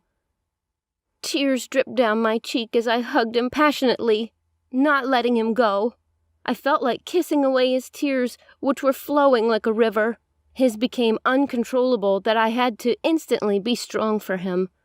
Suddenly, every fear that I had about him disappeared. He is too innocent and calm to hurt a fly. Talk more of committing a crime. I brought out my handkerchief and wiped away his tears. I promised him that I would do whatever it takes to see that he is out of jail. It's already been 2 months he's been in jail. Does it mean that nobody cares about him, and even his so-called uncle is not aware of his condition, for them to leave him like this? How have you been, dear? As you can see, I am fine, he responded with a smile, which I feel was not real. As I was about to ask him the next question in my mind, he continued, It has been hell here, not seeing you for months, Carol. I have lost all sanity, but thank God, now that I have seen you, I feel much better. Carol, eating has been difficult for me, but trust your presence have changed everything in my system. I felt pity for him because I am certain that his suffering is as a result of our friendship. His words were so passionate that they swam into my marrows and sprouted out the feelings I had for him. I must be honest, although I don't know if it is a wise feeling, but by this time I felt like kissing him, especially those tears that kept dropping down his cheeks. I felt this magnetic force pushing my lips to his as we stood opposite each other with the table serving as a barrier. But then I gained this consciousness again to discontinue the action. Then he held my hands across the table. Carol, he called, I need you to do me a favor if you really value me and want the best of my happiness. This is the only thing that can bring me out of this jail alive. What is that? I responded without mincing words. I need you to go to my uncle's house. Take my house keys and get me the pictures of my cat. You know I can't be with my cat here. I just want to take a glance at it once more. She is the source of my joy. Please help me. I understood his plight, because my own cat has always been an antidepressant for me. That is how comforting cats can be, and true to the fact, at a time like this, Taxi Driver's cat is the only one that can help him overcome his depression. Do I really have an option? Not now. I promised to get to his uncle's house, collect his keys, and get the cat's pictures. Then I requested of his uncle's address, which he gave me. I hugged him and left for the mission. I headed immediately to Uncle Sam's house. On my way, I was still reflecting on what happened in there some minutes ago.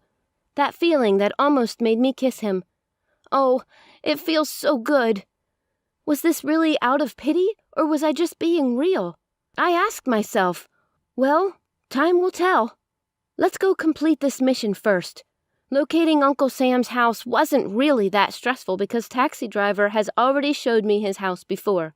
On getting to Uncle Sam's house, he was at the table munching some fruits. He gave me a warm welcome. As I delivered the message, he immediately abandoned the fruits and went into his room and came out almost in a jiffy. He said, "Let's go." Like a military man, I followed after him as we both marched down to the taxi driver's house like soldiers. That anyone who saw us coming need not to be told that something was wrong. We arrived at the taxi driver's house, and as I was waiting to get the pictures from Uncle Sam, I spotted the cat running under the sofa.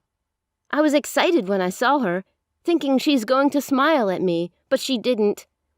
I tried to grab her, but she is very far from my reach. This attracted the help of Uncle Sam. He pushed her several times, and I finally got the cat. But while he pushed her, I also found a strange paper under the sofa, a paper with names and X's. X. I had to hide the paper from Uncle Sam, and I secretly left with it. After some minutes, Uncle Sam came out with a bag. He handed over the bag to me. He said that the bag contains all the pictures, but I shouldn't open it for any reason. All I need to do is hand it over to the taxi driver. This bag will probably take the taxi driver out from the jail, he warned. Now I'm beginning to sense something fishy about the whole scenario. I was so curious about the bag and even more curious about the strange paper I found under the sofa. So I decided to take the risk. When I arrived home, I opened the strange letter I found, and guess what I found? A paper with 7 names, and all of them were crossed with an X as they were eliminated. And in the end, I saw my name, Carol. And my name looks like it was waiting to get eliminated, or what I can call the next in line. I was astonished at what I saw. Could this be true? May there be this mistake somewhere? Or it's certainly not my own Carol. There and then, my feelings about the taxi driver automatically changed. Does this mean that the cops were right when they said that the taxi driver has done this in the past? Maybe the taxi driver was trying to fool me to get me assassinated much later. Oops. Don't really know the thought to believe now. My head got heavy. But that's not really my problem now. My problem is what to do with this mysterious paper that I found my name on. I was confused on whether to send the letter to the police or keep it secret. It really took me the whole week to think through. Not until the weekend when I decided to handle it my own way. I know it's quite risky for me to take the paper to see the taxi driver. Perhaps I would question him about this, because my life is at risk too. On getting to the jail, the first guard I passed strangely watched me, and I was a bit nervous. But it didn't take long for me to compose myself again. When I got to the next guard, the policeman asked me what was in the bag, and I said only some pictures, and while he tried to take my bag and inspect it thoroughly, he was interrupted by his colleague's urgent call. I was glad I made it finally to see the taxi driver. I can feel this ecstasy all over him this time, not because he saw me, but because I came with the bag, and without responding to my greeting, he immediately took the bag and hid it behind his back. After that, the taxi driver became uncomfortable with my presence, that he asked me to go, and when I was about to go, I drew closer to him, and I said, "There's something But he didn't give me any space to talk, and he shut me up, and said that I need to start going. He stood up, holding his stomach, acting like one who is badly pressed and need to ease his bowels. Do I really have an option? I had to leave. But I became more and more confused as I stepped out of the prison gate. I went home straight, thinking, I can calm my nerves. I tried to sleep, but it was nowhere to be found. I lay on my bed, staring at the ceiling and thinking on what to do next. Yes, I got an idea. I think I should talk to Uncle Sam about the paper. It was already 10 p.m., but I don't give a damn of whose axe is to be gored. I need to get this issue in my heart settled once and for all. So I picked up my phone and I called him. But he asked me to come over somewhere close to taxi driver's house. Without a second thought, I went straight because I need to offload the burden. When I got there, I noticed Uncle Sam was somehow drunk, and he asked me to join him on the sofa for a drink. I vehemently refused, although I'm almost 18, but I am not still allowed to drink, and I don't want to. I'm a girl on a mission, so I don't need anything to distract me. But he insisted and tried forcing the drink into my mouth. At the same time, he held my throat, pushing me to the wall and started muttering some words to me. You are a smart and brave girl. You did a great job. You're my hero. Blah, blah, blah, blah. I couldn't take this anymore. Is this how to compliment someone? I pushed him away and took to my heels. Of course, I still kept my secret. The confusion this time is unfathomable, because I don't know why someone will be praising me, but yet holding my throat as though I'm fighting over something with him. That's quite ironical. I really need answers to these questions in my mind. I neither know who to believe now or who to confide in now. Should I go to the police or keep the secret and strange paper with my name still waiting to get crossed? I need your advice on what to do before I go nuts or make the wrong decision. And remember, if I delay, who knows the deadline for my elimination? It may be this last moment you are reading this. So do not hesitate to save a soul now. It was a very beautiful garden, well decorated with my best flowers, the roses. I was lying so comfortable in the arms of the taxi driver, and the next minute, he disappeared into thin air. I searched and searched for him that I almost felt bad, but suddenly I heard a sound with someone closing my eyes with his soft palm. I needed no prophet to tell me that it was the taxi driver. He appeared from the second tree. Then we started playing hide and seek in the garden as the trees smile at us and the birds whistle their melodious love song into our ears. For the second time, I didn't want to let him go. Suddenly, my alarm brought me back to reality. That made me realize that it was only a dream. Why can't this dream just continue? I cried. But then, how can I be playing so insecure with a man who has my name on his elimination list? Still on my bed pondering, I thank God it is a Saturday morning. No academic load, and I have myself all for me. Then I suddenly heard this big horn, and I stretched my eyes to see through the window what this early morning disturbance could be. Guess what I saw? I saw a taxi in my garden. I peeped very well to know whose taxi it is, but I was struggling because the weather was not yet very clear. I decided to come outside. As I was about opening the door, I heard the doorbell ring. I quickly opened the door, and there he is, the taxi driver, standing right in front of my door. Wow, he's finally out! I invited him inside, and he came in full of joy and happiness. I decided not to give him that warm welcome as usual because, for all I know, I'm no longer safe with him around me. I did the little I can by offering him a coffee. You can keep it on the table. This coffee is not what I need now. Then he started caressing my long, silky hair. The feelings of my dream just came over me again. I felt loved once more. I felt like holding the taxi driver again and kissing him all over. He gently drew my head to his chest and made me lie on it comfortably. Oh, this one place I always loved to be, on Daddy's body, but my parents are so strict that I never had such moments with them. Sometimes when I come close to him, seeking for just petting and care, the next thing would either be an interruption from a business call or a haste to work. Growing up was never fun for me, and now someone is giving it to me with quality attention, love, and care without seeking anything in return. But then, I was reluctant to allow him to have his way. Of course, you know that I was still afraid from the time I found the strange paper. You are not going to escape me this time, I murmured within myself.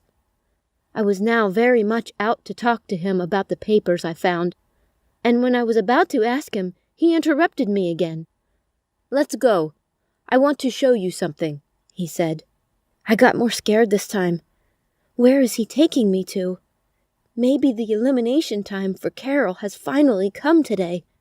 What do I do now? Do I call the cops or my parents? They were the ones that put him in jail for a reason. I'm yet to find out. Then I summoned up the courage to ask him. Where are you taking me to, and for what reason? To my apartment, of course, he responded. Or do you have any problem with that? This time he laughed uncontrollably. Okay, Because the last time you came, you didn't come back? Oh, don't worry. No matter what it takes me. I'm going to make sure you sleep on your bed tonight. And excuse me, who says I'm going to take the whole of your day? I just want to show you something and bring you back to the house. Certainly not more than an hour. I was still looking at him and his babblings in bewilderment. I asked him to allow me to dress up. Then I sluggishly changed into a pair of combat shorts and a shirt and a pair of canvas shoes. I consciously wore this attire with the sense that if anything should happen and it calls for me to take to my heels or fight, I will not have any hinges doing that. Immediately I came out, he screamed, "Wow! That's my elegant queen! What a strong woman! Brave and smart!" Those were exactly the same words that Uncle Sam used on me holding my throat when I went to make the report. Guys! This time around, my fears knew no bound. Nevertheless, I reluctantly entered his taxi and we went together to his apartment. On getting to his house, he didn't even care to offer me a seat or coffee. Rather, he immediately started searching for something. From the sitting room, he moved to the bedroom and came out again, scattering everywhere. Now he was already sweating profusely and was very nervous. "Who could have taken this? It was right here," he exclaimed. Then he took to his phone, which he forgot in the taxi, and called Uncle Sam on the phone. He did not answer. He sank on the sofa with a deep sigh. "What is it you are looking for? Tell me so I can help you," I said to him. He laughed hilariously at me and said that it is something I don't know and I shouldn't know until today. My heart skipped a beat and I screamed, "Till today? What is happening today?" I questioned him. He didn't respond to my question but drew me close to his bosom the second time and started caressing myself. "You're a genius, and I like that. But this one is a secret for me."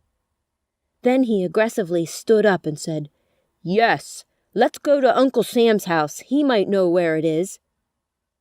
So we decided to go to his place.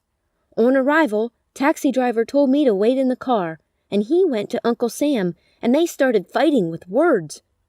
"Why are you lying to me? What did I do to you? Just tell me where it is." These were the words I was hearing as I eavesdropped.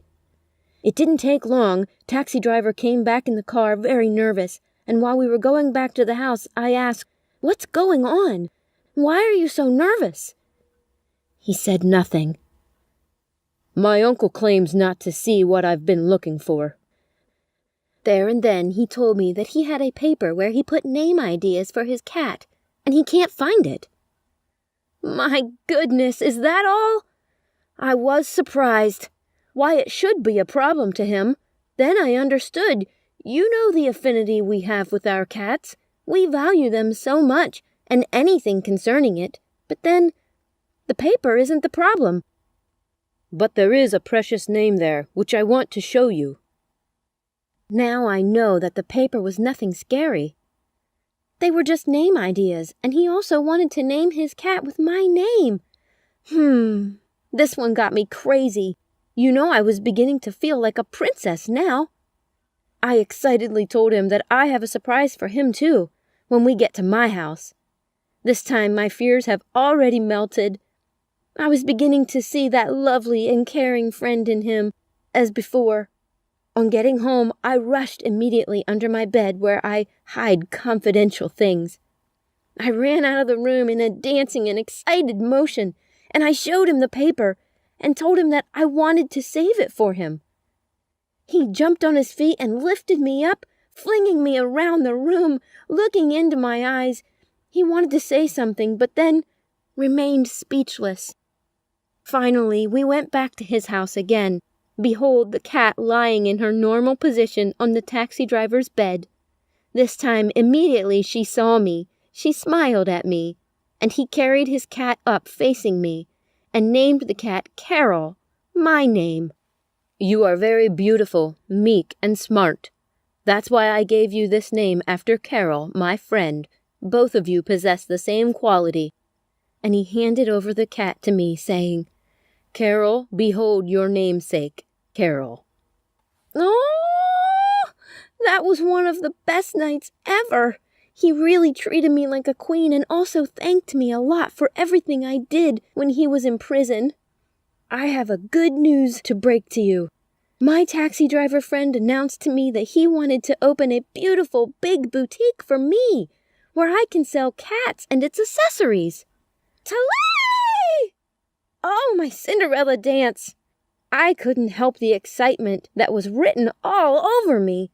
I jumped on him, giving a big, big hug in appreciation. I would have kissed him, but I was still being a disciplined and good girl, you know? This is a dream come true. I know how I have longed for this, but my parents wouldn't let me have my way. Wow! I can imagine the name of my boutique.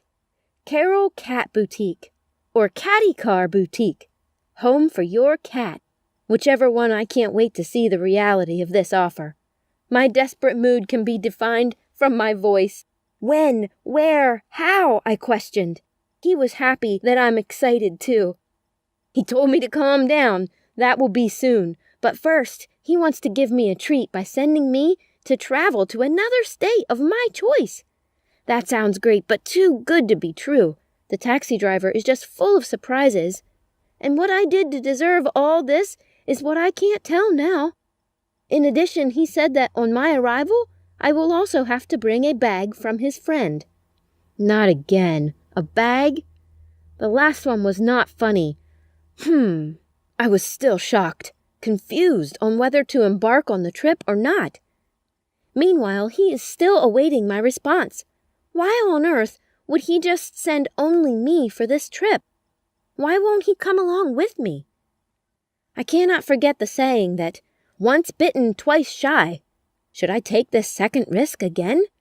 For sure, if I am to embark on this journey, my parents would not be aware of it. What if at this period my parents visit me in school, and what will be my response? How do I face my parents when I return? I'm thinking, what would go wrong? It sounds just like a free trip. But I told the taxi driver that I will think about that and let him know. Really? Hope you're not going to take all ages to think about this. I expected you to make it snappy and give me a yes, and then you leave the rest for me, because the next thing you will see in your hands is your plane ticket ready to go on board. He snapped his fingers. I still have no one else to confide in. What do you guys think? Should I make a free trip that's going to be fun and give me exposure and experience as a young girl? What should I do? Please let me know in the comments below. I have always seen that adulthood is more of an elusive, sort of abstract concept that I'd thought when I was younger. I just assumed you'd get to a certain age and everything would make sense. That's just what I think right now. I feel like making my own decisions without my parents' consent. Yeah, I'm an adult after all because I'm already 18. Some of my age mates are already having boyfriends, but I've not got into any relationships before. But you know what? Now I'm ready for it, and I do not doubt that my taxi driver friend is waiting for me to give him the next blink to get closer to me more than ever. As you know, the taxi driver is a kind and generous person. He is someone I've always loved to be around, irrespective of the misunderstandings of the past. It was no longer as though he was reading my heart as regards to what I want.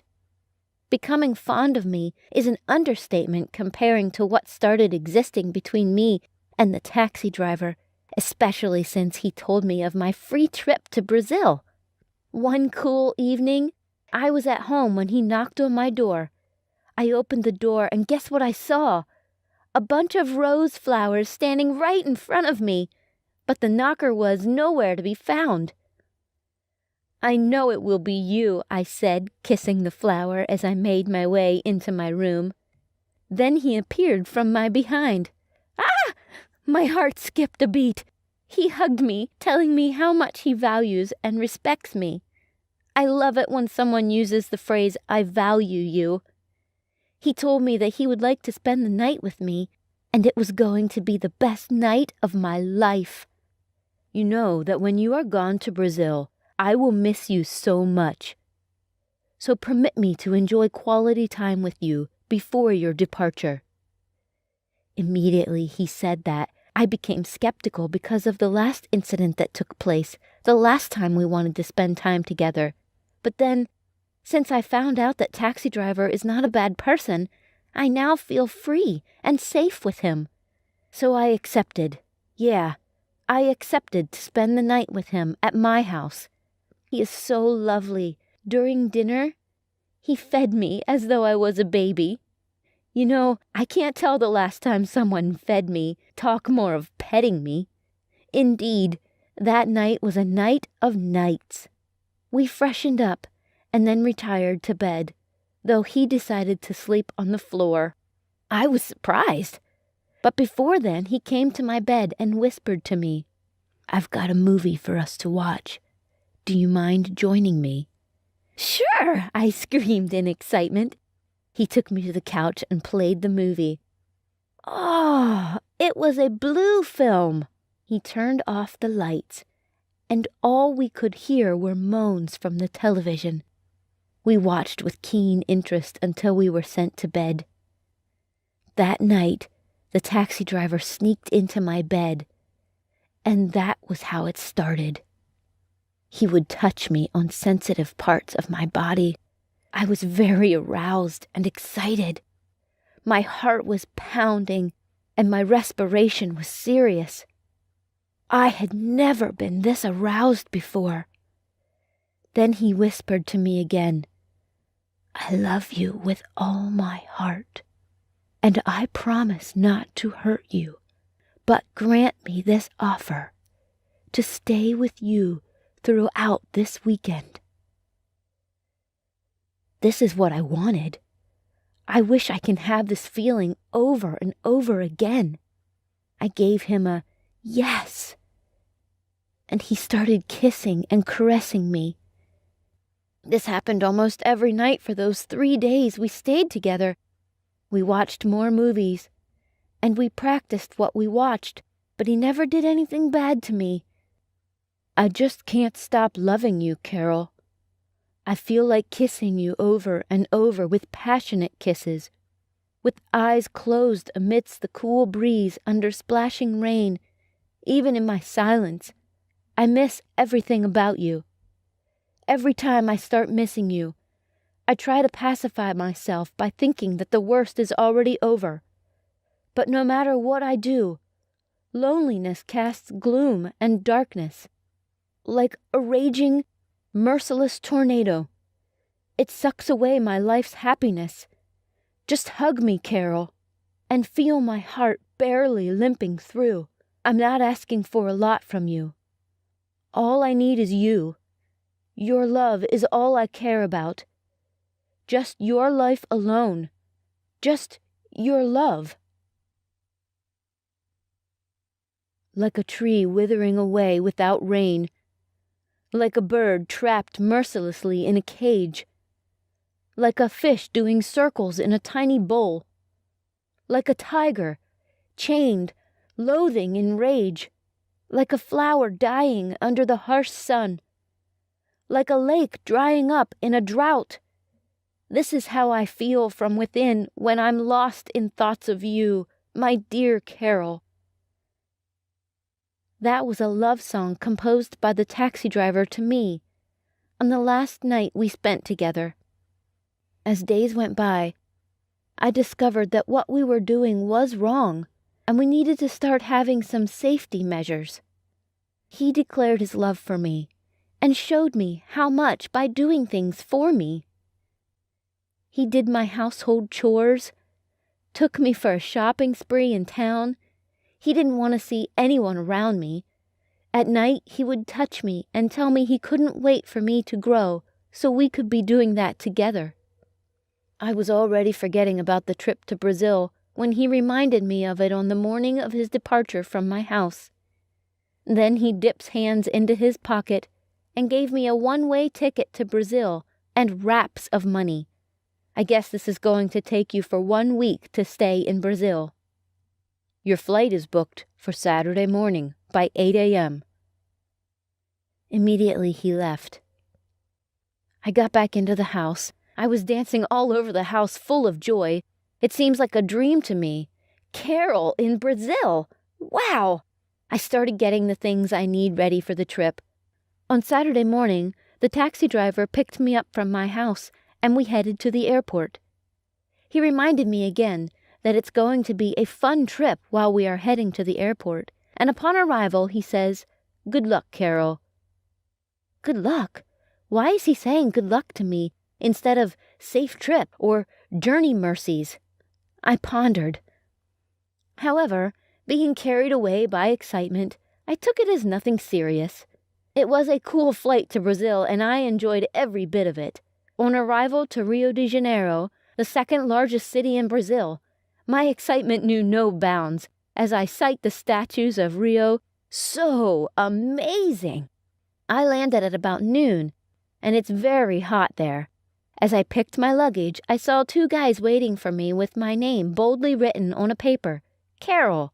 Without a second thought, they approached, although it was such a cold one without pleasantries. I entered their car as we embarked on a very long journey. It was then I realized that I have been taken from the city of Rio to a far and poor city of Piauí, and the hotel they lodged me in is nothing good to write home about. Very old and dirty. Gosh! Taxi driver, where are you? Was this what you promised me? I screamed. Out of depression, I asked the big guy if this is really where I'm going to stay. The big guy says, "Shut up, and you are not allowed to move from the hotel because the place is very dangerous." And they shut the door and left me. I was left alone. No dinner, no intercom connection. At midnight, I was scared the more because there was no light for me to even see myself, Carol. At 6 a.m. the next morning, the door was pushed open by one of the big guys. Just like when we first met, no pleasantries nor greetings comes.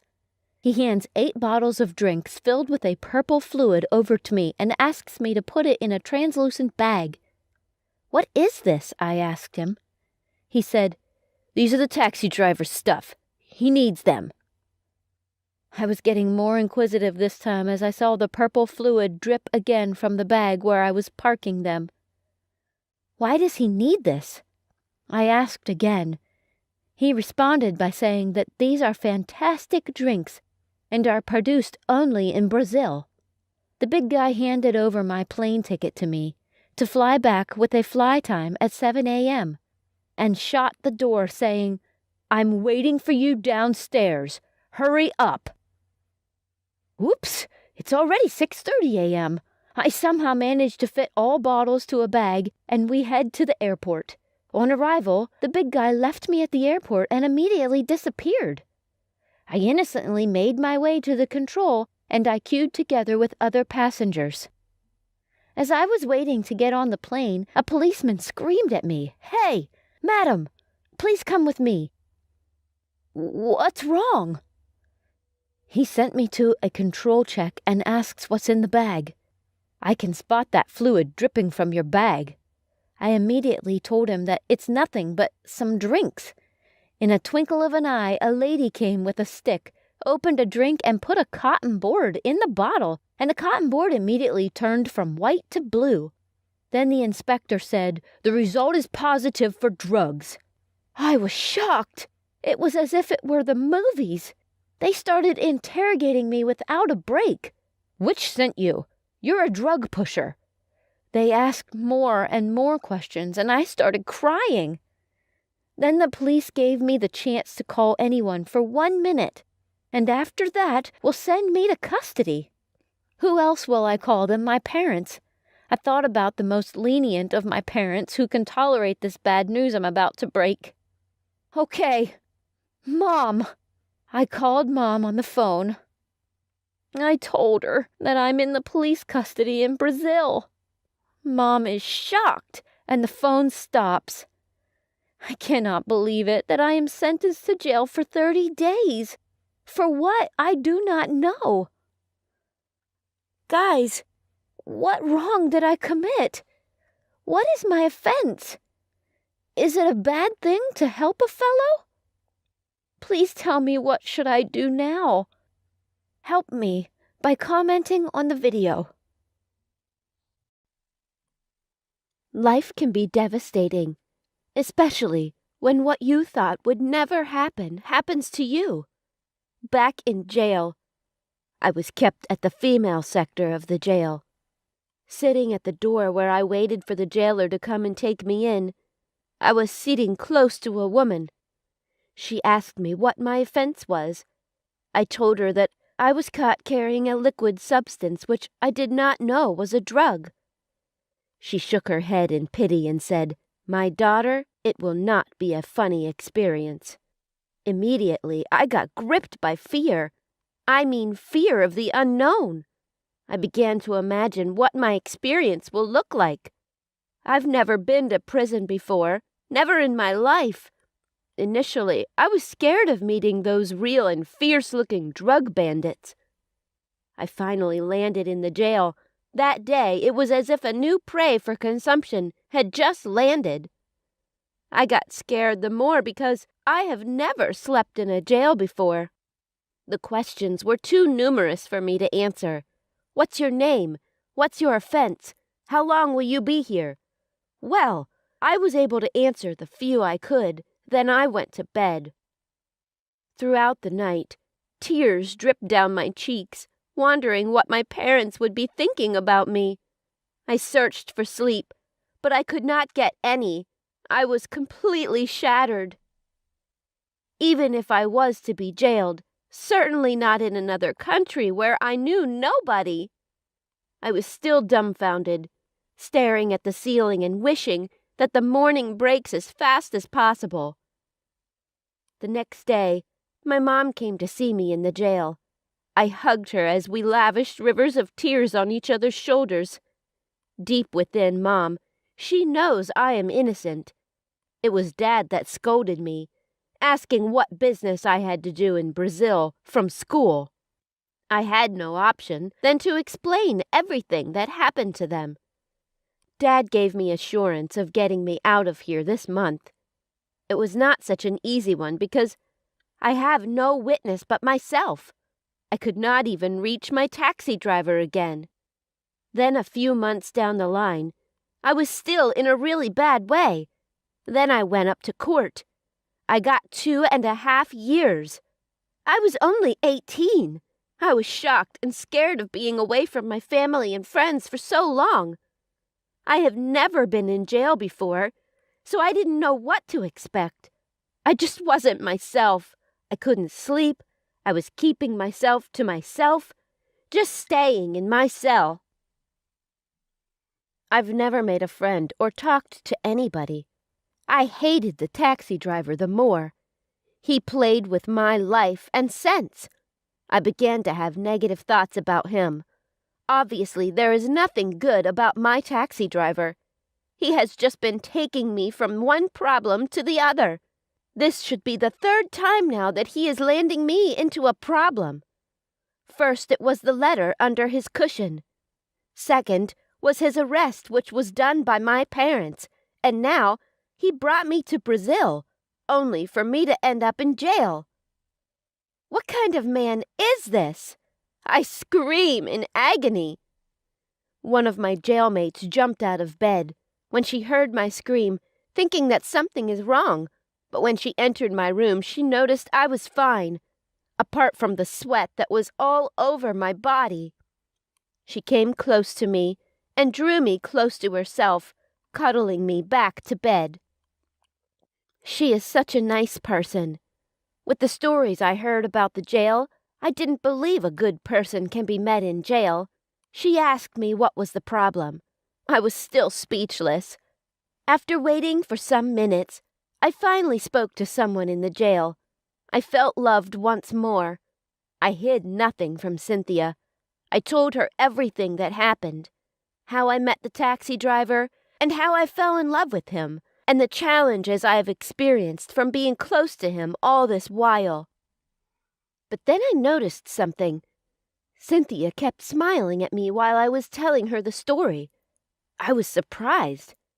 What is it that my story was not touchy enough? I was disturbed about her response that I asked her if she has had such an experience before now. She said not really, just that she was imagining how good the taxi driver was to me. I was really surprised because this was a taxi driver that brought me here.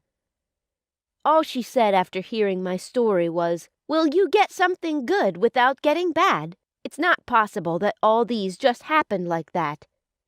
This statement got me thinking throughout the morning, but I decided not to get confused and came to the conclusion that taxi driver just used and dumped me. Months went by, and I didn't hear from my parents talk of more of the taxi driver. This was another wonder for me. How can my parents abandon their only child in a jail in another country? It was that bad that even when I tried calling with the jail cell phone, they would not pick my calls. I sent them messages still yet. I got no response from them. Are you sure these are my parents? Because I don't see the reason why a mother and father should abandon their own child, even if she committed murder. I felt like killing myself. I think that should be the best solution since nobody cares. Not even the court called up my case again. Well, for the court, I don't blame them because I had no lawyer. Because the last time I checked, my parents promised to come with my lawyer who will take me out of jail. My dad had the best lawyer in my country. From the cases I have learned he has won so far, they are nothing to compare to it. All he would need is just a truthful statement of the story from me. Give him the next 24 hours and I'm out of here. But I never saw a glimpse of neither my dad nor his lawyer. On one Saturday morning about 2 a.m., I was sleeping and the memories of me and my parents kept flashing down my memory. How loving the taxi driver was to me, and how he promised to set up my cat boutique was the second thing that came to my mind. And then the last thought I had was that of my cat, Karina. I was debased. I thought of how lonely she would be by now. Has she run away from the house when she saw no sign of my return? Oh my God! How has she been feeding? Who has been cuddling her during the snow because of the cold would be hectic by this time? I woke up from these memories weeping profusely, and I felt like killing myself and forgetting everything. I thought of getting a knife or gun from the jailers, but they were all in custody of their weapons. Then a thought came into me. If I can stay under the snow and get trapped there, it will be nice. After all, nobody will know because the snow would have heaped on my body and everybody will think it is a normal snowberg. What happened to me that early morning was what I could not fathom. All I could remember was that I stood up and took a walk outside into the snow. I stood outside the snow trying to forget my past. The doctor said I came back to consciousness after 3 days, and it was alleged that I wanted to commit a suicide in a snowberg. When I was unconscious, I could not remember any other thing. All I saw was myself walk through a dark lane with my cat. She was so happy to see me. She jumped on every part of my body, but I noticed she lost one of her eyes. When I saw this, I was angry, and I wondered of what would have led her to this state. Could it be that she was trying to break through the window when she did not see a sign of my return and got cut? But thank God that I woke up. When I woke up, everything changed. It was as if I was in a new world. On opening my eyes, I saw a lot of changes. I was surrounded with flowers everywhere on the hospital bed. The walls, even the floor, were well decorated with rose flowers. Oh, they are my best flowers. Another spectacular thing I saw was signs written on the doorpost telling me to get well soon. Another read, "We love you. Please come home. We miss you." The hospital room was calm with no sign of any human being. I couldn't understand what was going on. I stretched my hands and legs but I didn't feel any pain. I felt a bit relieved that nothing serious happened to me. I took one of the flyers and perceived the healing aura that came from the petals. I remained in the room without making a move, but kept wondering on who this could be. I thought aloud, I know this is from my cellmates. They love me to the extent of saving me from the iceberg. When I remembered the care and love they shower on me whenever I feel pale and lonely, they make sure I feel good by singing to me. Suddenly, the doors opened. Guess who I saw? It was Karina, my cat. She ran onto my bed and hugged. This is unbelievable. I expected to see the jailers around me to get me secured so that I don't run away. But the opposite was the case. I saw my cellmates walking and started singing. Happy birthday to me. How could I have forgotten that it was my birthday? I just turned 19, and I never knew. Then the big shocker came when I saw the jailers also walk up in the same mood. It was a dancing party amidst a lot of drinking. Indeed, my mood was lightened, and I got more excited. I stepped down and joined them in the dance. The door opened again, and who I saw was unbelievable to me. It was the 2 policewomen that caught me with the black liquid substance at the airport. I got scared the more and began to withdraw my steps backward, looking for somewhere to hide. But they called me on to feel free and also celebrate my day. They joined in the dance. I tried feeling free, but I couldn't help it but to remain careful and conscious of my environment. I was still trying to understand what was happening when my parents walked in. I wanted to hug them in excitement, but then I had a mixed feeling. Why should I welcome them after abandoning me for the months in the jail? But my mom rushed and hugged me. She pleaded for forgiveness as she promised to explain all that transpired to me. The next person I saw was beyond my imagination. The taxi driver walked in and knelt down in front of me with a ring in his hands. I was mute. Then Mom and Dad and everybody in the room screamed, "Please say yes!" Then Dad said that everything that happened was a deal to check my love for the taxi driver, who happened to be a multi-millionaire in the fashion industry. I said yes because I still love my taxi driver. We got married and loved each other forever. Dad left. Mom was an alcoholic. God, looking back, my childhood was depressing. Maybe not as depressing as some others. I wasn't molested, beside my uncle taking a photo of me in the shower once when I was 7. That was weird. I wasn't chained to a radiator. I wasn't starved. I wasn't frequently abused. Negotiable. But my dad left when I was 2. My sister, who bullied me relentlessly when I was younger, who'd punched me on the bus and let middle schoolers drop books on my head when I was in kindergarten. We lived with my grandmother in a house that was, to say the least, a mess. Let's get this clear. We weren't hoarders. But a diagnosed ADHD 5-year-old, me, an alcoholic, a bipolar grandmother in her 70s, and a moody teenager were not, that's an understatement, good at cleaning house. The house was big and would have been beautiful if well kept. It wasn't. It smelt. There was usually trash everywhere. Playdates at my house were a no-go. Elementary school was lonely. God, it was so lonely. I had maybe 2 true friends, one at school and a neighbor whose house I'd visit frequently. I was the freak, the spaz, the girl who talked too much, the girl who was separated from the other kids and told by teachers, "You're just too stupid for this." Okay, to be fair, I was pretty horrible, I guess, but I had bad influences. Middle schoolers would curse around me, at me, on the bus. You know what I did one day in the lunch line because I was mad?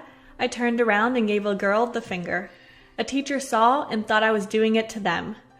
There was also another time where I had pushed someone for cutting me in line, and the next thing I knew, the girl was on the ground clutching her neck. Everyone claimed I choked her. I didn't. I was bullied for having a pink book bag because femininity was such a horrible thing. My sister had joined in on the bullying. I remember swinging my book bag around and throwing it. Apparently, it hit this girl in my grade. I don't remember that. I relied on Barbies, stuffed animals, and imaginary friends for company. And I didn't see anything wrong with that. Why should I? Because they were real, right? Those adventures I went on with them happened, and of course they would never leave me. I spent a large portion of my childhood in my room, or rooms, because at my house we switched rooms a lot. I remember hearing my mom yelling at Grandma and going into my room and moving my bed to block the door. I remember the tiny TV and the DVD player I had, and I remember turning on Jurassic Park because to a first grader at the time, that was real. Dinosaurs were alive. They were here. Dr. Alan Grant and Ian Malcolm were actual people, goddammit, and maybe they would take me to go see the dinosaurs. Then the kids at school told me that Jurassic Park was fictional and dinosaurs had not indeed been brought back to life. And I didn't believe them until second grade. I used to think my dad was Ian Malcolm because Jeff Goldblum looked like how I remembered my dad. I loved my mom so much back then because I didn't realize anything was wrong with her. Just to avoid her when she started yelling, I held no personal grudges against her. It wasn't always Jurassic Park, all 3 movies. Sometimes it was Barbie or Land Before Time. At one point, it was The Hunger Games. I had a bow and arrow made of bamboo. My neighbor friend made it for me. They had bamboo trees growing in their backyard. God, at that time, that was so cool. Pretending to be Katniss Everdeen, that was a euphoric feeling. I was 7 when I realized my sister genuinely wasn't afraid to hurt me. I remember walking home from the bus stop one day with her and stopping to tie my shoe. I don't tie my shoes anymore, not because of that. Maybe because of that. They get knotted and it's annoying. People tell me to tie my shoes constantly. I don't. She started walking, realized I stopped, grabbed my hair and pulled me across the street. Then she gave me a black eye to prove to the other middle schoolers that she was cool. I remember ignoring my mom's drunk yells and her calling for me downstairs. No, why would I be able to hear her over the dinosaur roaring in my room? Why should I put down my Barbies for her? I was 7 when I went to Seattle for the first time. I was even more lonely, honestly, because my dad, different dad than my sister, worked outside the baseball stadium selling magazines, and I would sit on the steps and wait for a shift to be over. But what was I really doing?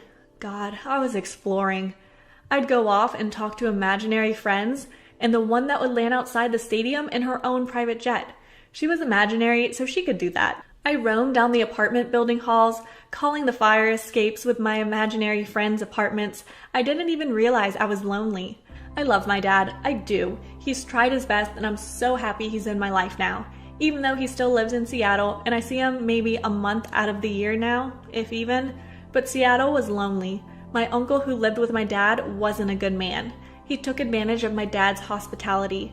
He made lewd comments, he took a photo of me while I was showering and called it a joke. I was 8 when my aunt on my mom's side made me start stacking wood for her. Oh God, I hated stacking wood. I hated that her house, with her and my extreme Christian right-wing uncle, made me and my sister go over there and stack wood. I hated that stacking wood for the stupid fire pit, and the stupid fireplace was where I would spend my summer before and after going to Seattle. I hated doing that in the heat. I hated doing that in the cold. And if we didn't do it right, we'd be up all night and wouldn't be allowed dinner until we finished. I hated stacking wood. I was 9 when I realized my mother had a problem with alcohol. She started drinking that funny tasting and smelling substance and got really weird. And then she started yelling. But that was okay because I'd go to my room and watch Jurassic Park and play with my Barbies, right? I remember her threatening my grandma, threatening my sister, threatening me. Then I stole her phone and barricaded myself in the bathroom because that was the only room in the house with a lock. I remember the first time I called the cops on my mother. They came and they couldn't really do anything. They told her if they had to come back, she'd be arrested. I was so scared I called my aunt and she came and picked us up. As much as I resented I have towards them for, child labor and a bit of child abuse, for different reasons than stacking wood, it was better than staying with my mother. Most of the time, Grandma would come with. Sometimes she refused to be kicked out of her own house. We had bed bugs. That was an understatement. God, when I had brought bed bugs down from Seattle when I came back, we had them bad. It was horrible. We had to tear up our carpet, had to throw away our furniture. Me, my sister, and my grandmother slept on air mattresses and old chairs that my aunt had given to us. Keep them, she said. You see, my issue at the time wasn't the bed bugs. Personally, that was the least of my problems. A few months prior to the start of the bed bug ordeal, my best friend at school, my only friend at school, introduced me to that stupid internet meme, Slender Man. Me in 3rd grade didn't really think of it as a meme. 9-year-old me was convinced he was real, and there was no doubt about that. I couldn't sleep. I prayed every night with my grandmother. I didn't pray before that. I don't pray now. Because that tall, thin man with tentacle arms was coming to get me. My mom had a boyfriend and was going back to college. She was calming down on her drinking. I had spent most of my time at her boyfriend's house with her, since she had basically moved in with him. Those were some happy memories. He was a good cook, had a nice backyard in which I could shoot at the ground with my new plastic bow and arrow. The only time I was ever at home was on Wednesdays, when my mom had a late class. And then my mom got arrested. She called into her school, drunk, because she had not finished a paper that was due the next day, and claimed my brother was going to bomb the school. She doesn't have a brother, 3 sisters, 2 of which I've never met, no brother. It was a week after the Boston Marathon bombing. I didn't go to Seattle that summer. She spent a month in jail. I spent the last of the school year at my own house, going to my aunt's on the weekends. Then when summer came around, we practically lived at my aunt's house. I got a scholarship offer for a Girl Scout camp. I didn't take it because my impending fear of Slender Man had not faded away yet. I went from praying every night with my grandma to praying with my aunt. I remember visiting Mom in jail. I remember crying. I remember my aunt taking us for ice cream afterward to cheer us up. Maybe my aunt wasn't all that bad, just my uncle. Mom got out. I got a 3DS for my 10th birthday. It was midnight blue. God, I remember how much time I spent on that. My sister threw a hissy fit over me getting one, and she had one a week later. Mom got drunk the night of my birthday. We still had no permanent furniture. That was an issue. We got some, not all of it at once. I was only on my air mattress in a different room, playing a game. Mom was drinking. She yelled at me and dragged me into the living room, claiming she wanted me to be with family. My 10th birthday tied worst birthday ever with my 9th. I fell off a swing in Seattle and broke my arm. 4th grade, Mom went to rehab. She took me with her, as there was a special program where you could bring your children along. I was the only 4th grader there, besides the babies whose mothers didn't have anyone who could watch them. That was during the time where I really started liking books. I was reading The Hunger Games, they took my DS, and I had nothing better to do. My imaginary friend had long faded away, and my interest in Barbies disappeared. My only real companion was the stuffed T-Rex I had taken with me. Mom got kicked out of rehab within 2 weeks. She broke a rule. Talked to someone while she was being shunned. She called them crazy. I lived with my Nana, Dad's side, for 2 weeks. I missed school. I finished the 1st and 2nd Hunger Games book in those 2 weeks. Then I found out that I was being sent off to Seattle to live with my dad. I was gonna finish 4th grade up there. As a reward for finishing the entire Hunger Games series, my mom had given me a tablet. It was an Android, off-brand of something, but I didn't care because I had a tablet. I read online, I wrote, I started realizing that I really liked writing. I had friends up there. I grew even more passionate about reading and writing. I loved going to my library because of books, but also because of the Wi-Fi that my dad didn't have at the time, with my dad. Then my tablet got stolen. I left it next to my book bag while I went to the bathroom. My dad bought me another one. He surprised me with it. I came back 6 months later, my mom telling me I would be going to a different school. My old school knew about my mom's drinking problem. She didn't like that. I lost contact with all the friends I had made in basically my lifetime up to that point.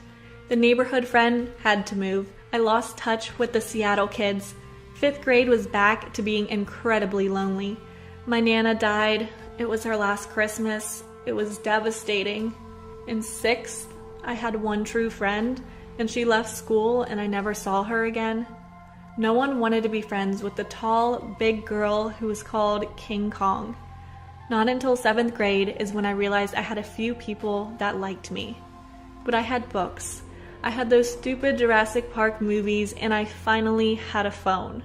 I'm a sophomore in high school now, and I don't rely on books or Jurassic Park or imaginary friends or Barbies for company now because I have friends. Mom still drinks, and my sister is still, in all terms I could think of, a bitch. Dad still lives in Seattle. He was here for Christmas. I didn't sleep well. I grew up lonely. I didn't realize it at the time because, well, who was I to doubt my imagination? But I was painfully alone. So alone that I relied on extensions of my imagination for company. Because the teacher said, this girl is too wild to be with kids her age. She shouldn't talk.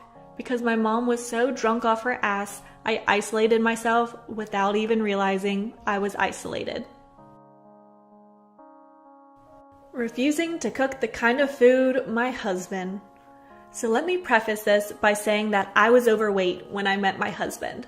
Also, before I started working from home, I, a female of 28, didn't really care about how healthy our meals were. I cooked comfort food most of the time with little thought regarding calories, and my husband, a male who's 41, loved everything I made. I think it's part of the reason he fell for me, to be honest. Since I started working from home, I now have an extra 2 hours a day as I'm no longer commuting and have used it to start exercising. My family has a history of high blood pressure, and it hit home for me just recently that it's time to get in shape. My husband was supportive at first, but as I've started to really lose weight, he's become less so. He's always bringing home junk food, which would be fine if he wanted it just for himself, but he tries to pressure me into eating it as well. My husband is a mailman and walks 15 miles a day, so he's in better shape than I am. His dinners used to consist of 2 or 3 helpings of whatever unhealthy food I made that day. Lately, I've been making healthier choices when it comes to our food. My husband can't cook to save his life, and the grocery shopping and all cooking is done by me. When I say healthier choices, I don't mean tofu and kale. I mean that I've started cooking our favorite foods but with healthier alternatives, like using 1% milk instead of heavy cream and adding veggies. Since I've started doing this, my husband has doubled his efforts in trying to get me to stop working on my health. He still has his normal 2 to 3 helpings, so the food can't taste that bad. It's gotten to the point where I don't even share with him anymore if I reach a new goal because he gets all surly. It all came to a head last night when I made a casserole and added broccoli and used a lighter sauce. He flipped out and said I'm trying to push my get better looking agenda off on him, even though my efforts to get in shape have nothing to do with how I look. He then accused me of being sick of him and using my workouts as an excuse to get away from him, which is completely untrue. I enjoy our time together, and my workouts right now are only 40 minutes because it's all I can manage, so I'm not leaving him alone that long. He then said that he would drop it if I would go back to cooking and eating the way I used to. I told him that he was more than welcome to cook the way he wanted, but he refused and left in a huff. While he was gone, I called my sister to try to get some perspective. She sided with my husband and said I was being TA by not providing him with the fuel he needs for his physically intensive job, even though the cooking I'm making now is more nutrient dense than it was before. And that just because cooking was one of my tasks in the relationship didn't mean I should be the only one with any say in how things are made. I'm a 19-year-old female. My 22-year-old boyfriend does not want me being friends with my guy friends. I'm a tomboy girl who plays a lot of video games and has a tendency to get along better with guys because of this, and of my more laid-back personality. I have a really hard time making friends that are girls. Most of the friends I did have would lie and backstab and spread secrets about me, and 9 times out of 10, I would have a big falling out because I would eventually get mad or upset and not be able to take it anymore, and everyone would end up hating me and shunning me from the group of girls. So I have a hard time trusting girls because of this. My friend group consisted of me, another girl, and 3 guys. My friend who is a girl, we will call her Amy, I have known since high school. She introduced me to one of the guys, who in turn introduced me and Amy to the rest of the group. My boyfriend and I have been together for about 10 months now. Since the beginning, he has known I have close guy friends. In the beginning, he put on the front that he was okay with this, but gradually became more expressive about how this bothered him and upset him. Out of the group, I was closest with Amy and one of the guys, we will call Kevin, and I talked to the both of them regularly through texting. Kevin has helped me through a lot and has talked me through more problems than I could think of. To me, it was important that my boyfriend met Amy and Kevin because they were two of the most important people in my life at the time. When Kevin was scheduled to take leave, my boyfriend absolutely refused to meet him, told me he would never like him and that he would never be okay with our friendship. His reasoning was that guys and girls can never just be platonically friends. I even tried to explain how Kevin had feelings for Amy and everything to try and show him Kevin was not interested in me. After a while, I began to feel guilty and beat myself up over having guy friends, and eventually began nitpicking the things I didn't like in a way to convince myself to not be their friend. At the end, I didn't reach out to them as much, and they hardly, if ever, reached out to me. Fast forward to a couple months later, and I am working at this new job and trying to make friends. I'm still in touch with Amy, though not very close since she is opinionated and I often do not agree with her opinions, which in turn causes her to get mad at me. I'm pretty much seeking out girls at this point to be friends with, because I do genuinely want friends that are girls so they could relate with me to the things my guy friends couldn't, but also because I know it wouldn't put a strain on my relationship. Where I work, not many girls work there, so I tried to make friends with who I could, and lo and behold, they are all guys. It makes me hate myself because I feel terrible for only being friends with guys, and I know it drives my boyfriend crazy, and I want nothing more than for him to be happy, but I just cannot have friends. I ended up becoming close to a guy we will call Dale, and now he has become practically my only friend and the only person I really talk to other than my boyfriend. Well, my boyfriend tried to put on the front that he was okay with it and he was going to meet him, but the day before he met him, my boyfriend got upset and told me he didn't like it. I tried my best to comfort him, explaining how I only have eyes for him and that I will never be friends with a guy if I genuinely thought they would be disrespectful towards my relationship. But in the end, I basically agreed to not talk to him anymore, or at least as much. Well, this weekend, my boyfriend had a plan to go hang out with his friends for the weekend about an hour away, and usually it's just him and 2 other guys, but now it's his normal 2 friends and 2 more guys he usually doesn't hang out with. They like to drink and go to bars and clubs typically, but they can't do any of that because of the coronavirus. They also used to smoke weed together, but since my boyfriend has quit, just his friends do it even when he's there. I have never been a big drinker or partier and have been in bad situations where people force drinking and weed on me. I don't mind drinking with my boyfriend to cut loose a little, but my boyfriend never wants to drink with me. This has made it all that much harder for me to accept him drinking with his friends because he just never will drink with me. It hurts my feelings and I've brought it up before, but he just seems to make excuses as to why he won't. I've never been comfortable with any of it, but I knew it made him happy, so I always supported him. Now that he's made it hard for me to be friends with the people I want to be friends with, I have a hard time supporting the things he wants to do that I don't like because I don't have his support. I expressed I was upset he was going, and I have nothing to do or no one to talk to because he had a problem with my friends.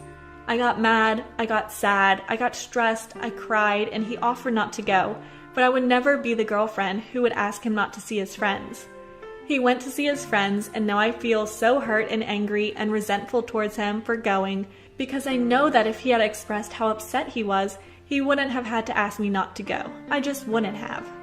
I texted him explaining how I was mad and hurt and that I didn't know if I could speak to him right now. And all he said was he didn't know how upset I was, even though I literally told him.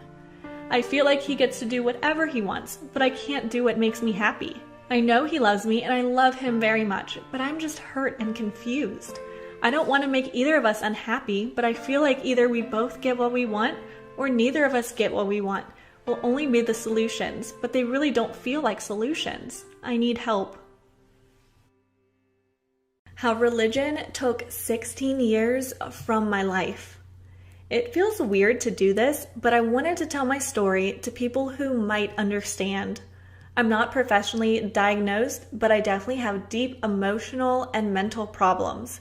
Please don't tell me to seek out professional help. I want to have therapy so bad. I know that I need help, but for now, it's not possible. Because if I would ask my parents, they would tell me I should pray to God and He would fix the phase I have. But I assure you, as soon as I get the opportunity to seek out professional help, without my parents knowing I'm going to. As long as that is possible, I'm trying to figure out what is going on with me on my own. I did so much research during quarantine because I started to question my sense of self, especially my identity, and ended up having an internal crisis. I thought my issues weren't that deep because I never was physically abused and technically everything in my life was fine. I had clothes, food, and an overall loving family on the surface, and I played it down because I thought someone like me can't call their experiences trauma because I was never hit nor bullied. Generally, people like me because I was a massive people pleaser and still do it, but it's gotten better. Or at least, they were nice to me. My parents supported me, helped me out when I needed money for something, and now there are two parts of me fighting. The one part that knows exactly how hecked up I really am, and the other part that tells me I'm exaggerating, that I should stop overthinking and stop being ungrateful. I'm torn, and I hope to find at least one person who kind of understands me. I feel like no one could ever get me, because my trauma doesn't feel validated. Even though I found out that the part of the brain that is responsible for physical pain is also responsible for emotional pain. It still feels like I don't deserve to be heard, because on the surface, everything was perfectly fine, and even though I talked to friends about it and they really helped me, they still told me to be grateful that I was well-liked and no one directly hurt me. But I can't. I can't look at the positive aspects and live normally. It affects my life. It affects the person I am. It shaped me. I can't concentrate, and it got worse and worse with time. I have emotional outbursts that I learned to hide. I'm constantly on guard and don't feel safe in my house because I constantly think my parents could find out something that I'm hiding from them. I can never relax no matter where I am, except when I'm at my boyfriend's house and I know no one is going to be at home for a longer period of time. I feel like I'm not worth it. I feel ugly on the inside and outside, and I hate myself for coping by overeating. I'm not a beast nor anything near it, but if I continue to eat how I eat without going to the gym, it could happen. I feel like I don't have to be the main mother figure to my sisters because my mom is so emotionally detached that I don't want them to think that what she does is real love. But the worst thing is how distant I feel from my emotions and myself. Does a myself even exist? Can I ever be it? I feel numbed out and drained, even though I do nothing all day but distract myself as good as I can. I feel like I never achieved anything and that I never will. Everything is so overwhelming and so hard to do, even the littlest homework or task. That's why I have a pile of work in my emails, and in the back of my mind that stresses me the hell out. But I just can't get myself to do it unless it has a deadline. And even then, I tend to it last minute. I feel weak, stupid, and misunderstood, and I think to myself, if that continues, all my good marks are going to drop, and then my parents are going to be a problem even on the surface. I'm doing my A-levels, class of 2021, in Germany. I was born here. Right now, and I just feel like I can't do it, and it is required from me that I get a prestigious degree, even though I would rather pursue a singing career. That was the longest introduction I ever wrote, but it needed to be at least written down somewhere. So what is the big deal? What am I complaining about? I'll try to create a chronological order and to remember everything crucial, but I yesterday realized that I'm missing blocks of time in my memories, even from recent times. It all started before I was born. My parents found each other through friends and got together. My mom lived in Kazakhstan before moving to Germany. I still don't know exactly why. and my father lived in Siberia before moving to Germany. His and my uncle's parents wanted to prevent them from having to fight in a war zone, and so they happened to live in the same city and they met. They got together and married. Then their neighbors invited them to go with them to a Russian-German evangelical church, and they ended up being members. Then I was born and everything was perfect. I was in church every Sunday from the moment my mother could leave the hospital. I never knew anything different. And as soon as I was able to be separated from my mother for 2 to 3 hours, I was with other children my age while the adults were attending the big service. And then the indoctrination started. I don't remember much from my time in church, or the cult as I call it now, from the time before I was 12. I only remember my time in school, which is very odd to me, but what do I know? I just remember being a people pleaser from the start and everything they taught us, but there aren't many clear memories. I was good at being a people pleaser. Now it's easy for me to approach people and connect on a surface level, but at what price? It's scary to me that my memories are so blurry. I don't even know who I was friends with or if I even had friends before the age of 10.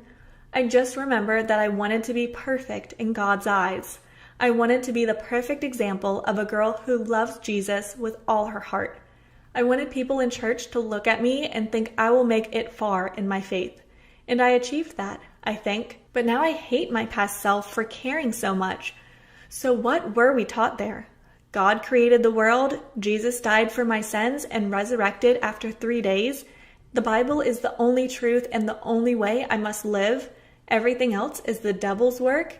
And even though they didn't say it in particular, but that our church is the only one to teach the real truth, and that every other church doesn't have God in it and immediately leads to hell and damnation.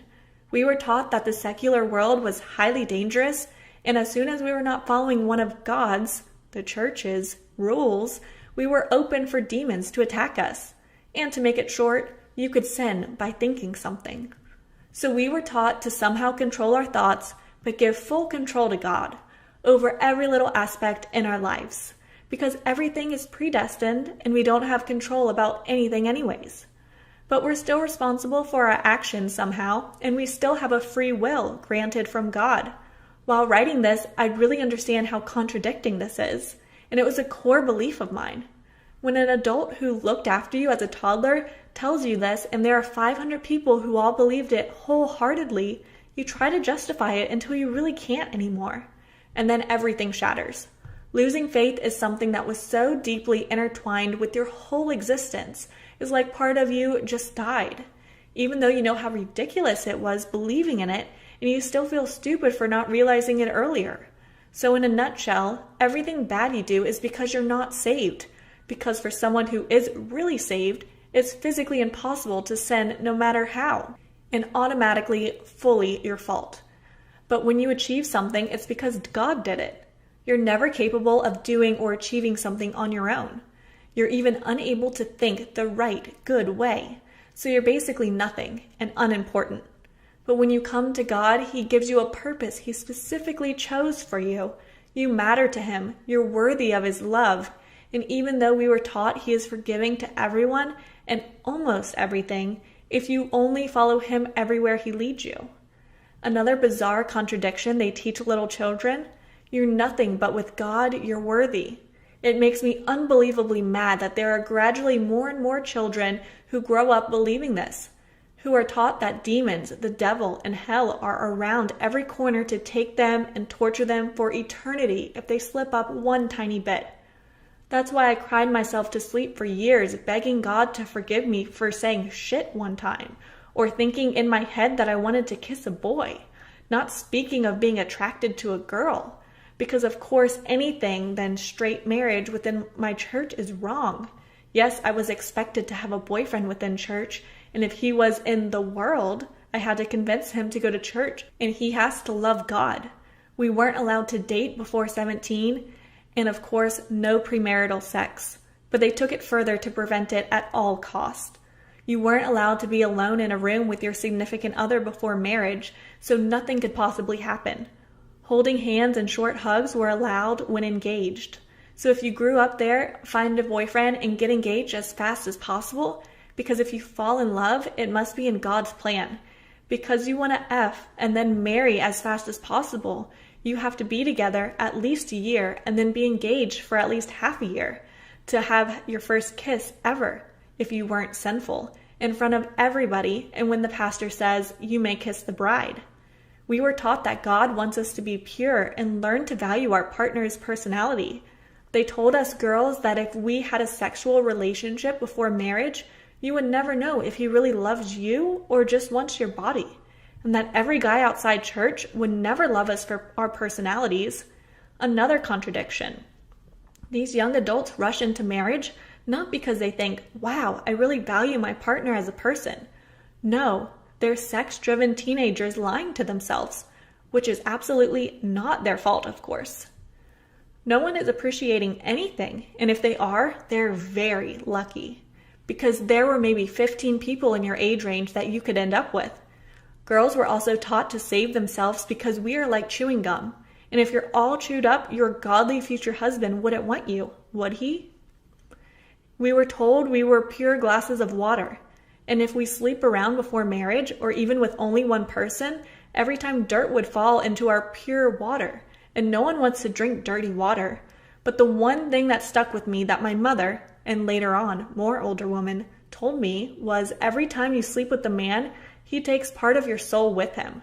That's why there should be only one guy from the start, so that you don't end up losing your soul. The thought of that terrified me to the core, and I believed it. Now I know it's bullshit, but it was in my head constantly for 5 or 6 years. We were told to cover up so guys don't want sin with their eyes and thoughts. Knee-length skirts and shorts were allowed, and I always hated how they looked on me. And you had to cover your belly and your shoulders at all cost. Cleavage was obviously not allowed, and so weren't tight clothes, only skinny jeans, not leggings, especially when you had a little bit more chest. And if you dared to show a tiny bit of skin, no matter how hot summer was, even if it was accidental, you'd get in trouble. I was in that godforsaken building almost every day, except for Wednesdays where we would meet up with our local little group of girls. There was a leader a few years older than us, and I'm glad mine wasn't as controlling as others, and didn't force me too much to work in different groups in church and discuss what our beloved, I could vomit remembering him and his sleazy and narcissistic behavior, pastor taught us on Sunday. I was involved in worship, and my love for singing kind of saved me because that's the only thing I really did because I myself wanted it. I danced, which was okay. It was workout for me and not dancing for God when I think about it. I looked after toddlers once a month during service with other women. I was in the theater group, and when there was an event for teenagers, I was responsible for leading a group of other teenagers to organize it, so everything was done and standing where it belongs. I liked organizing, so I was lucky they just positioned me there, but it was still hella stressful. And I played the piano, which I didn't really enjoy. So there were the basics. I was heavily involved. With 12, you move from being with children to the big service, and you're finally old enough to be part of all the cool things the teenagers did. But then you're also constantly stressed out, which worsened every year because obviously school got harder, but also the church demanded more and more, and suddenly you were thrown into highly responsible tasks, which drained you. When I was 14, I started constantly having headaches. I started drinking coffee because I was exhausted from not being able to sleep, being stressed out and constantly worried that someone would find out my secrets. And now I need a very strong one for it to work. Because in school, I was someone else. I had a different name in my school, my real name. In church, the pastor required my parents to introduce me with a very faraway nickname from my real name because it sounded like a name in the Bible that an evil person had, and if I'd be called that, it would curse me. I did and said what I wanted. It increased gradually because I still tried to be myself, which you could be in church. No. In school, but obviously couldn't do that because no one can. I thought I was being myself in school, and maybe that was myself when I was 14, but I still was the most severe case of a people pleaser. And I always ended up in dependent, toxic friendships because I could never say anything against them. I had no one else who was close to me, so that also hurt me even though I didn't notice at the time. People abused my kindness because in church they told us we had to be nice, and I could do that at least. So I held on to being nice to everyone, helping everyone, and inviting people to come to church who were remotely close to me, which still embarrasses me the most, but you get in trouble when you're not inviting people. I'm so glad I was in a very accepting class. No one was ever really bullied, just mocked for a few things maybe, which I was, for being in that church. And they told me early on, it's a cult. You believe in crazy shit. Stop going there. But we were taught that people who were afraid of the truth always say that. School was kind of a safe place for me, even if I had toxic friendships and got hurt a few times, because we live about 25 kilometers away from church, the cult, and nobody I knew from there could see me. And even though we were taught that God could see everything and is always reading our thoughts, I didn't feel very watched. I was scared shitless when I wore something in school we weren't allowed to wear in church, and I thought I saw someone I knew, so I felt better in school than at home. And that's why my definition of home is something entirely different than that of people who grew up in an emotionally safe home. So what was living in my home like? I'm the first daughter of 3, and therefore my father's precious firstborn. I learned really fast that just keeping quiet, smiling, and doing what I'm told is the best way to avoid any more stressful situations. I hated every form of confrontation, and I still do. When I was young as 3, my father threatened to hit me with a belt, and did it a few times, but I stopped misbehaving or questioning, so no one yelled at me anymore, and no one told me to stand in a corner without looking. So I just learned to not show my emotions at all at home, because emotions cause trouble and distress. They also told us that. God and our own intellect, which is controlled by God, must lead us. Emotions come out because of the devil. My father was in control of everything, and to this day, he is still extremely sexist, racist, homophobic, transphobic, etc. You name it. And he still thinks I have exactly the same opinions as him. He is very critical of my boyfriend, but because he puts on a facade in front of my father as I do, my father likes him. My parents, more my father, still don't want me to have anything premarital, even though they are less strict than before. So yeah, I can't ask for birth control because then they would not let me see my boyfriend. As I said, my father is very controlling and has a very high opinion of himself. Because he is providing for our family, he doesn't have to do anything regarding the house. This is on the women and the 4 girls in the house, because that's what God made us for. Popping out babies, cleaning, and cooking. But I still have to get a degree and a high-paying job. And then I ask myself, what do you want from me? What? In church, we learn that you have to find a job that gives you enough time to be as active as possible in church, while giving birth to as many children as possible and managing your whole household completely alone, because your husband is by God's law above you and there to lead you. How remarkably generous of you to lead me, because I can't decide on anything ever due to always thinking I don't have control anyways. That's why I need to plan everything obsessively and always know and control what's going on. I idolized my father until the realization that we don't have any emotional bond slowly reached me until it hit me hard. I had to organize my phone a certain way and delete messages so in case he would want to go through it, he wouldn't find anything. He wanted me to be his perfect show daughter who has good marks and serves God with all of her existence, and he really did that. In front of him, I am what he wants me to be. I don't know what my mother wants. She just does what my father tells her and silently agrees to what he has to say. Maybe I learned to behave in that way because she did. I'm honestly sorry for her because she never had a chance to study anything that could make her independent because of moving to Germany at 17 or 18 and not being able to speak the language very well. I could cry because no matter how brutal this sounds, her life is over in a way. She is what I never want to be. Whenever they told us how our future will look like, I had a kind of panic that I never felt before. At the time, I suppressed that, but when I think back, my heart rate goes up and I feel like I need to run as fast as I can. And that's why I hate to be dependent on someone. But weirdly, I still end up in situations where I'm highly dependent. Another thing that I can maybe explain now is my reaction to my grandfather's death. He was more of a father to me than my own, and his wife's home, which I also deeply love, felt safe.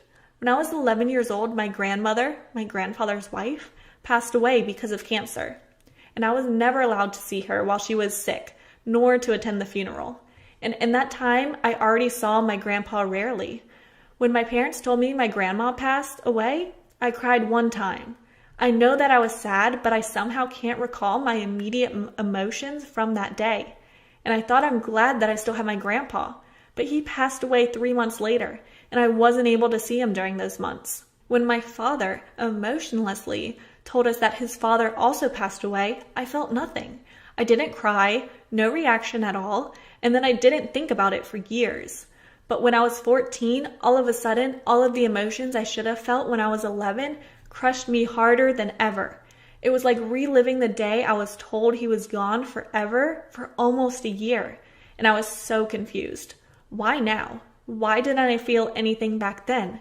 Because my brain was already way too stressed for an 11-year-old and just didn't process properly. Then 3 years later, something triggered my memories and the horrors began. When I was 16, it hit me again because I found out he committed suicide through my cousin. Back to the cult. So am I still there? No. My parents realized how manipulative literally everything about it was, and without telling anyone there, childhood friends I grew up with included, we went there one last time, and on Sunday, the 23rd of September, 2018, we drove away and never came back. And many others left too. We still meet every Sunday, and I still sing there because I don't want to confront my parents. I really don't want to be there because every time we're there, I'm not really there. I'm just a shell that moves around. During the preaching, which a few men do in turns, I'm always completely zoned out and can only concentrate for a bit if I really try. I don't know what that is or that means, but I absolutely hate it because I can't control it. And sometimes I'm just sad for no reason. I still can't sleep and still get a massive headache and can't stand up properly without strong coffee. I still eat too much stuff. I really shouldn't. And I feel bad for every little bit I eat, but I can't stop. And it also affects all of my relationships, especially with my boyfriend. He sometimes doesn't understand, but he still comforts me and is patient, which I'm really grateful for.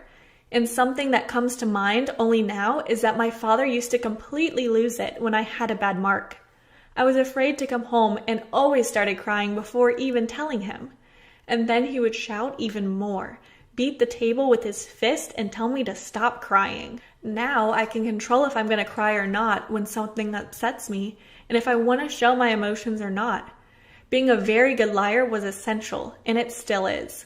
When my father is mad at me because I don't do the dishes, he still gets very impulsive and shames me because if he works and gives me food and clothing, it's just disrespectful to leave the dishes for too long. And when he stands beside me and doesn't stop while I do the dishes, I just nod my head and say yes. It's the only way to avoid more pain at all cost. There are these moments, but also the ones where he tries to talk to me and ask how I am, and then he tells me how he loves me, his firstborn princess. He tells me that I'm the best daughter someone could have, and that he's so proud of me. And I just smile at him and say thank you. But on the inside, I think, if you really knew who I really am and what I did that you don't have, you wouldn't talk to me anymore. He is proud of the daughter he created for himself that I still am in front of him. And also my mother tries to get closer to me after 16 years of distance and letting the church raise us. And the only thing I would tell her if I was honest for a few seconds in the midst of all the lies I protect myself with, I'm sorry, but it's too late.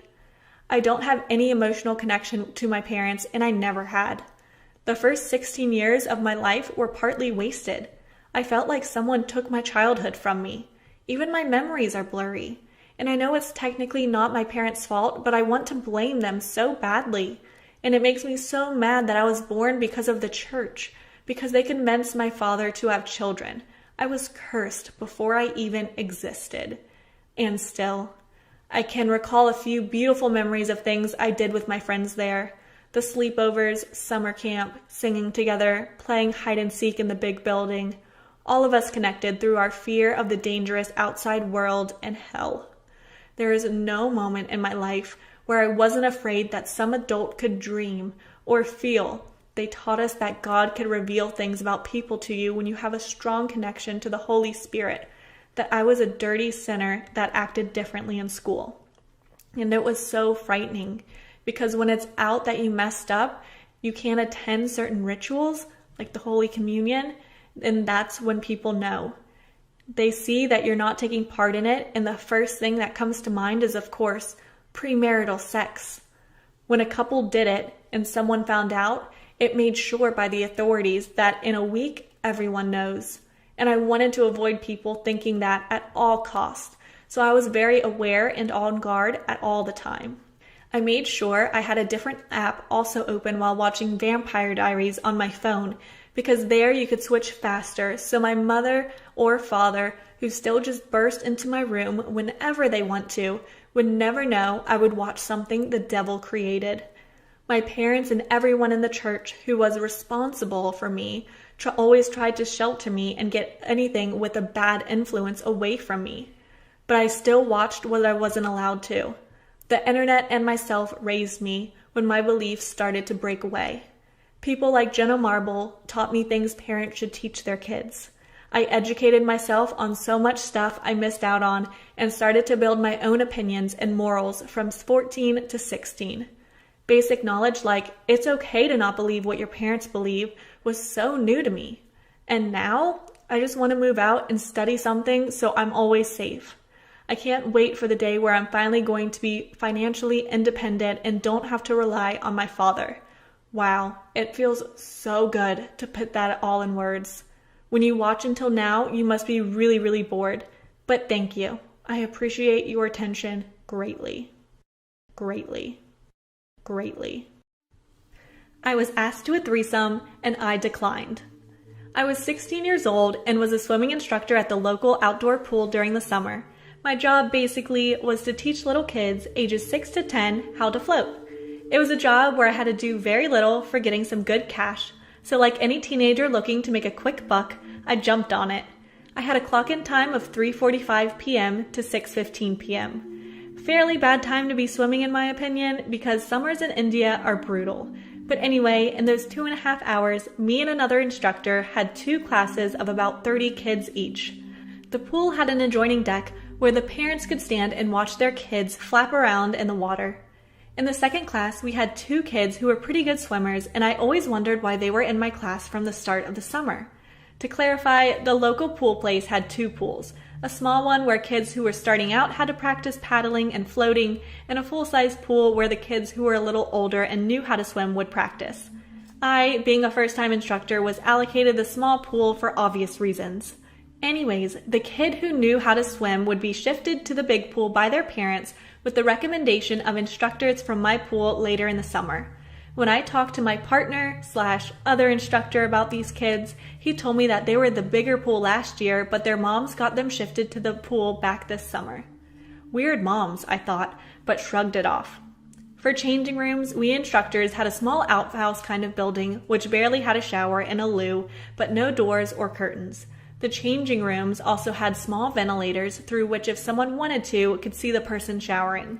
Pretty sucky, but it was after all a small pool place. After 2 classes, both the instructors were off the clock and the next set of instructors would come in for the last 2 classes of the day. Every day when I'd be stepping off the pool, I would talk to the kids' parents about the class and how their kids did, how they could improve, etc. I would make it a point to talk to every parent who wanted to have a word before going to the showers, so that they could be on their way and I could take a shower in peace without making anybody wait for me. The mom of those 2 kids, however, were not interested in that. They would make it a point to wait every day for me to finish, come out of the showers, and then talk to me about anything except their kids.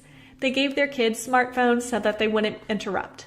It started getting weirder by the day, and I made it a point to keep recommending them to shift their kids to the bigger pool just so that they would get off my back. I couldn't just complain to my supervisor because it wasn't anything extreme, just a little weird.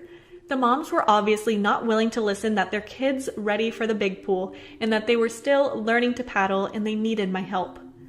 One day after my class, while I was showering, I could see these 2 moms snickering outside the outhouse and looking at me. They couldn't see the whole estate because we blocked off the walls of the ventilator, so you couldn't really stand next to the ventilator, but you could still see the face of the person showering. I was thoroughly grossed out and just wanted to go home. I didn't even bother to acknowledge them and just walked towards the parking lot. I was standing by my bike, putting on the helmet, when I felt a tap on the shoulder. And who would it be but one of the moms? Let's call them M1 and M2. M1. Hi, sir. How are you today? We wanted to talk to you about how our kids did today. Me. Disgusted look. They did fine. Like I said, they don't need to be in my pool. They could shift to the other one. M2. No. They still need you. Plus, it gives us a chance to look at you while you teach them. Me. What?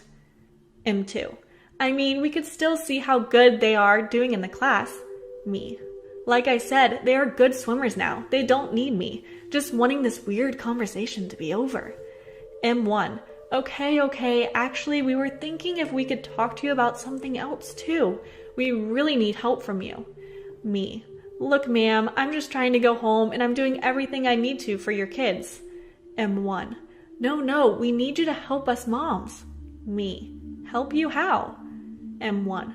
We want you to teach us how to swim. We really want to learn and be able to swim with our little angels. Me. I'm sorry, ma'am. I only teach kids.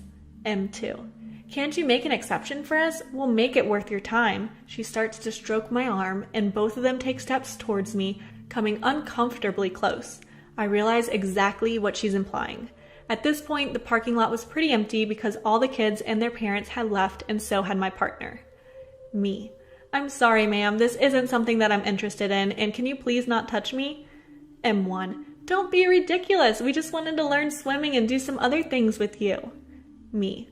Stop it, ma'am. Do you realize I'm 16 years old and this is illegal and you both would be charged as pedophiles? M2. Oh, come on. You don't look 16. You are lying. Do you really not want us? You always wait after class and talk to us alone. Me. Ma'am, that's my job. I'm supposed to do that. This is making me uncomfortable. If you both don't leave me alone, I'm going to complain to my supervisor and call the police on you. Both of them started squirming and took some steps back. I took the chance to start my bike and rushed away. As soon as I got home, I called my partner and told him exactly what happened. He told me to calm down and told me that we'll talk to the supervisor tomorrow. We never did talk to the supervisor because apparently after I left, both of the moms canceled their kids' membership and they never returned. I didn't really want to pursue the matter, just forget about it. Years after, the Chad in me still says that I could have had a threesome when I was 16 and I'm an idiot who passed it up. But at that time, I was pretty traumatized and didn't know what to make of the whole situation. Also, I'm pretty sure I'm missing out a few lines from the conversation, but I just don't remember quite a bit of it. This is all I remember. Anyways, thanks for reading if you did, and again, discount any mistakes that I might have made. Let me know what you think. My friends went missing when I was 6. I guess to start off, I should introduce myself. My name is Melissa, I'm 16 years old, and around 10 years ago, 4 of my friends went missing. I remember the day clearly, yet some parts are all fuzzed up. It's strange how the mind works. Anyways, I was 6.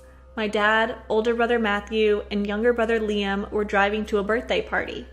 It was hosted at this old knockoff showbiz pizza place. We lived in a tiny town in Utah, so this was really the only place for kids to hang out. A cheap place for parents to drop off their demons to occupy them. My brother, who was 15 at the time, worked there as a waiter while my dad worked the day shift. When we were really little, my dad would sometimes let one of the managers babysit us, mostly me. I remember him well. He always wore plaid and flannel and almost was always working on something. There was another manager too, but he was very distant. He disliked kids despite having his own. He never talked much. I'm getting off topic. Anyways, the second we pulled into the semi-crowded lot of the pizza place, I hopped out. I threw the glass doors open and ran into the main show area. There was the big stage with bright multicolored lights showcasing 3 classic animatronic animals. There was confetti on the tiled floor and glitter on the tables. I was very quick to find my friend, the birthday boy. He had russet ginger hair and brown eyes. He was 2 years older than me, turning 9 that day. I don't remember his name as my brain repressed this day so much. Mostly him. We were close, I knew that. I probably just wanted to forget to ease the pain. I remember grabbing him into a hug and talking for a while as the other members of the party filled in. There were 5 of us in total. I remember the others, but not much. Only key features. The oldest, I believe, was a boy with dark brown hair, and he was tall. Like really tall. I remember something strange with his eyes. They were cold, yet so warm and welcoming to us. The other boy, I think, was the opposite. He had long, messy, dark hair and was really short. I think his name started with a J, Jeremy or Jamie maybe. I don't even remember if he was a girl or a boy. There was a girl though. I remember her well. She has honey blonde hair and I think green or blue eyes. She was hyper and sweet. I think she called me Melly Bear. I do know she had a puppy, a little yellow lab named Fetch. Strange name, I'm aware. Those were all of them. The 5 of us, great friends. The day was a blur. Talking, eating pizza, playing, watching shows, playing those crappy arcade games, kid stuff. But the shit hit the fan pretty soon. A rabbit costume, I think. It had to be a costume. It moved too fluidly, too human. It scared me. It was yellow with fluffy golden fur and green eyes. It had a purple bow tie and matching buttons. It was terrifying.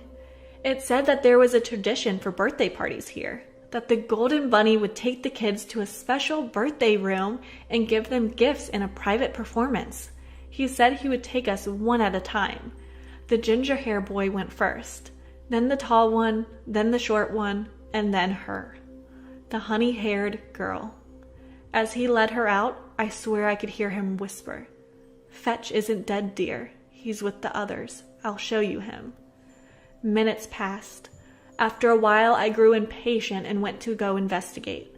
I saw the rabbit come out of a room, moving swiftly to the parts and services room near the stage. I walked up to the door, which he had closed, and knocked gently. I heard nothing. Gripping the handle, I twisted it and pushed it inwards, or so I tried. The door was jammed tight. I pushed as hard as my little 6-year-old body could, and finally the door gave way. I caught myself on the slippery tile, the door nearly shutting behind me.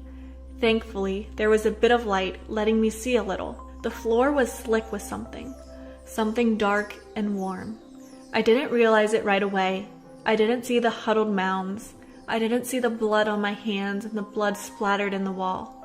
I only saw him.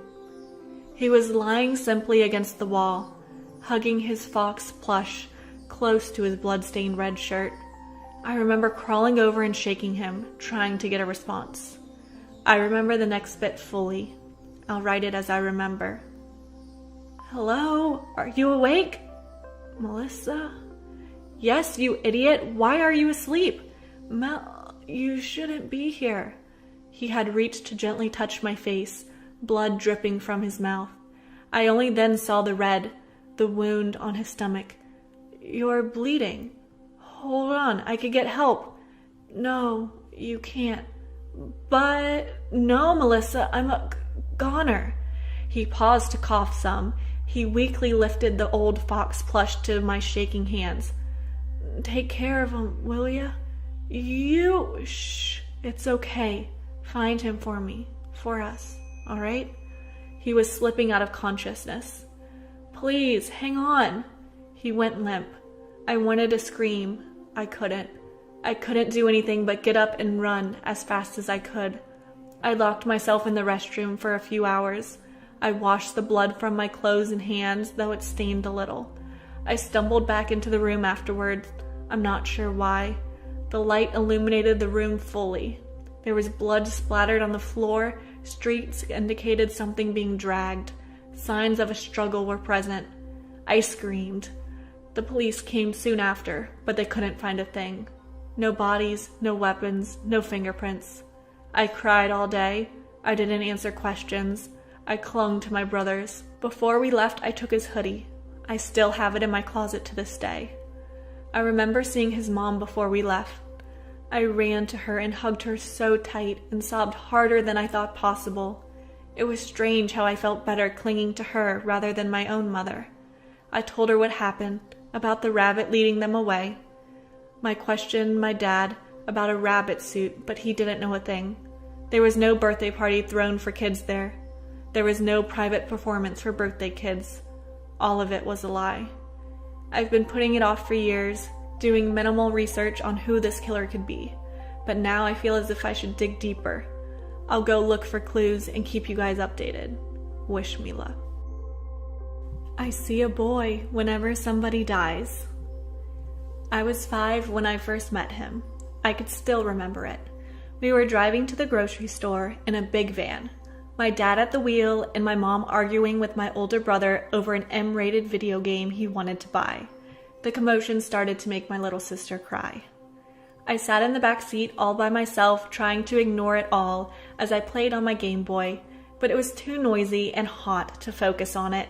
Finally, I gave up and decided to lie down on the seat, taking a nap before we got to the store. I don't know how long I was out, but when I woke up, I was really hot. Sweat was dripping down my scalp and my mouth felt like sandpaper. Sitting up, I rubbed my head and tried to remember where I was, only to realize that the car was parked near the grocery store entrance. My family, no doubt caught up in their arguments, must have forgotten about me. I wasn't alone in the car though. I realized as I noticed there was a strange figure sitting at the passenger seat, looking forward at the car parked in front of us with their hands behind their head. "Who are you?" I asked bluntly, and I could see I'd taken them by surprise. The figure jumped up from their seat and turned their head around to look at me. I could see that it was a boy with pale skin and silver hair that reminded me of the characters in my brother's games. To my surprise, he smiled when he saw me. "Hey there, little guy," he greeted as if he were one of my relatives before he crawled forward into the middle seats. "I didn't think you'd wake up." I backed away as he came closer, which made him laugh as he sat backward in the chair, staring down at me. "Come on, there's no need for that. I swear I won't touch you." Being a 5-year-old, I wasn't equipped to handle a situation like this, and so I resorted to stating the obvious. "This isn't your car," I said. "That's true," he replied as his smile seemed to grow wider. "Don't worry, kid. I won't be here too long. I'm just waiting." "Waiting for what?" I asked back, but in reply he just winked at me before lying back down on the seats. It was then that I noticed the smell around him, ashy and stale, like a dying fire. Not wanting to say anything else to the stranger, I moved to the edge of the seat and stared to the store's entrance, waiting for my family to come back. After some time passed, I saw my mom walk out toward the van alone in a hurry. It seemed she had finally noticed I was missing. "Hey," I said to the stranger, "you need to leave, my mom's coming." "Really?" he asked as he shot back up to look out the window. To my surprise, he seemed excited about the news. Upon seeing her walking down the lot, he turned to me with an oddly somber look, giving what he'd been acting like just moments before. "Well, kid," he said, "it's been fun talking to you, but I've got to get to work. Don't hate me too much for this, all right?" I was about to ask what he meant when a loud noise outside caught my attention. I turned back to the window to see that where my mother had been standing, a car was now in her place. A woman who I assumed was the driver was standing next to the driver's side, screaming and sobbing as a crowd of people surround her. I was confused about what was happening until I saw 2 legs lying in the parking lot, the rest of the body obscured by the parked car. A trail of blood was leaking out from a wound I couldn't see, and as my eyes followed it, I noticed that at the end of the legs were my mother's shoes. I stood frozen for a few seconds as my brain processed the scene, and as tears started to run down my face, I turned around to face the boy. "What did you do?" I called out in anger, only to freeze when I realized I was now alone in the van. Somehow he had slipped out without me even hearing. Now alone and confused, I had no idea what else to do. So I did what any child would have done, crawled into the middle seats, pulled the door open, and ran to my mother.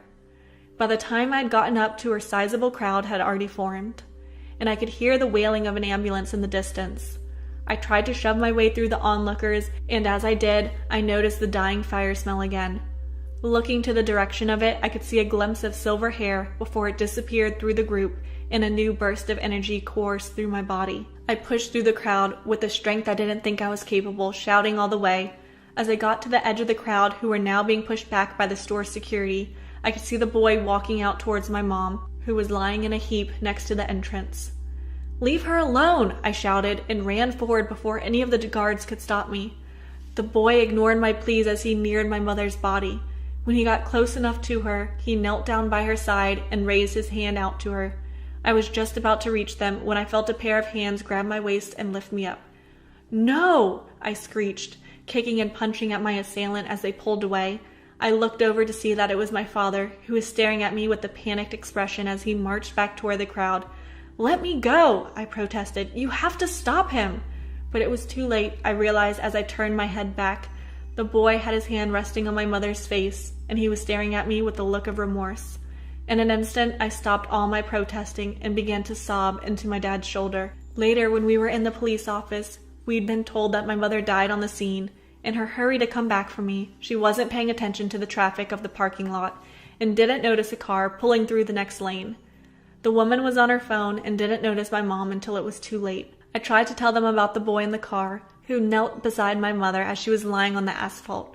However, everyone told me that I was the only one who had tried to run up to her.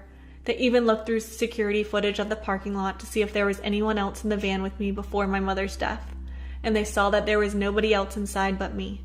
Eventually, they had a specialist come in and say that the heat of the van, mixed with the trauma of the experience, had caused me to hallucinate the whole thing. Still though, for the next few days, whenever we ride in that old van, I smell that dying fire scent lingering in the air. I've been paralyzed for 5 years. This morning, I woke up with feeling in my legs again. When I was 17 years old, I was in a horrific car accident that claimed the lives of my father and my little brother Jax. Not only did I lose two of the most important people to me on the same day, but I suffered an irreversible spine injury that left me paralyzed from the waist down. I was a very athletic kid, so suddenly being paralyzed was like having something precious ripped away from me. Track was suddenly no longer an option. My friends were still nice to me, but we eventually all drifted apart as I had completely altered my life around my injury. I had to move to the bottom floor of my 2-story house, and things that I once did mindlessly took planning and a lot of energy to complete. It took about a year to finally get into a steady rhythm of things, and another 2 to accept that being paralyzed is a part of who I am now. There is no cure for being paralyzed. At least that's what I thought. Last night, I was at a bar with a friend of mine named Frankie. She's a loud and rambunctious girl who likes to drink way too much, but I love her to death. It was around midnight when I first spotted the stranger staring at me from a corner booth at the bar. He had a drink in his hand that he was slowly sipping on. He was handsome, in an almost otherworldly sort of way. His porcelain skin seemed to glow in the dank bar light, and his amber eyes were fixated on me. He looked like an angel. He was rather dressed up for a bar in a button-down shirt and black slacks, but his tie was missing and the first few buttons of his shirt were undone. He looked like a businessman that was just having fun. I haven't been on a single date since being in my wheelchair. There are people that honestly don't care about it, but the feeling of being a burden hinders me from going back into the dating scene, so having a gorgeous man openly stare at me was rather unnerving. It took about 10 minutes for Frankie to notice him, and with a sly smile on her face, she subtly found someone to occupy her time, leaving the seat next to me at the table open for someone to claim. It didn't take long for him to take a seat next to me, and as he sat down, I got this feeling of dread in the pit of my stomach. He introduced himself as Ray, and we chatted on the weather and what we do for a living. I'm an artist, and he is actually a businessman, as I guessed. It explains the attire. Talking with him was like breathing, simple and easy. He never once asked about why I'm in a wheelchair, which is why I agreed to talk with him longer. As he ordered me more and more drinks, I found myself willingly talking about it for the first time since it happened. The question that followed after my story was one that still strikes me as important. What would you do to be able to walk again? It seemed like a harmless question, one that my friends have asked me before. Of course, the answer is always the same. Anything. I would do anything to be able to feel my legs again, to be able to walk and run and reach the cookies that my mother keeps just out of my reach. His tone was the only thing that was different, the thing that made me uneasy. It was almost teasing, his eyes alight with joy as I answered him. In the following hours, I don't know how, but I knew I made a very grave mistake by answering the way I did. The conversation ended rather abruptly after that, with Frankie falling into the table and spilling our drinks everywhere. I called us an Uber for our way home and prayed that she would be okay on her own. As we waited outside, Ray took my hand in his own and delicately planted a kiss on my knuckles, his eyes gleaming in the darkness. "I'll be seeing you soon." Those words now haunt me as I stare at myself in the mirror, standing on my legs for the first time in 5 years. The words weren't a request. It was a statement, a promise.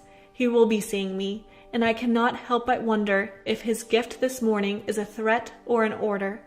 What will I do to be able to walk again?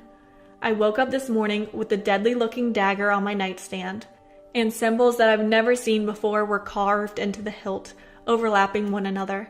There were triangles and circles and swirling patterns that resembles vines. That wasn't the only thing different. I could feel my legs. It wasn't just a gradual warm-up to walking. I could stand and jump and run. I'm not sure what I got myself into, but something tells me Ray is not just a normal person. Ever since waking up, I've periodically checked on the dagger, but it hasn't moved from the position on my nightstand. The symbols seem to glow as the night progresses, and I worry what will happen when I see Ray again.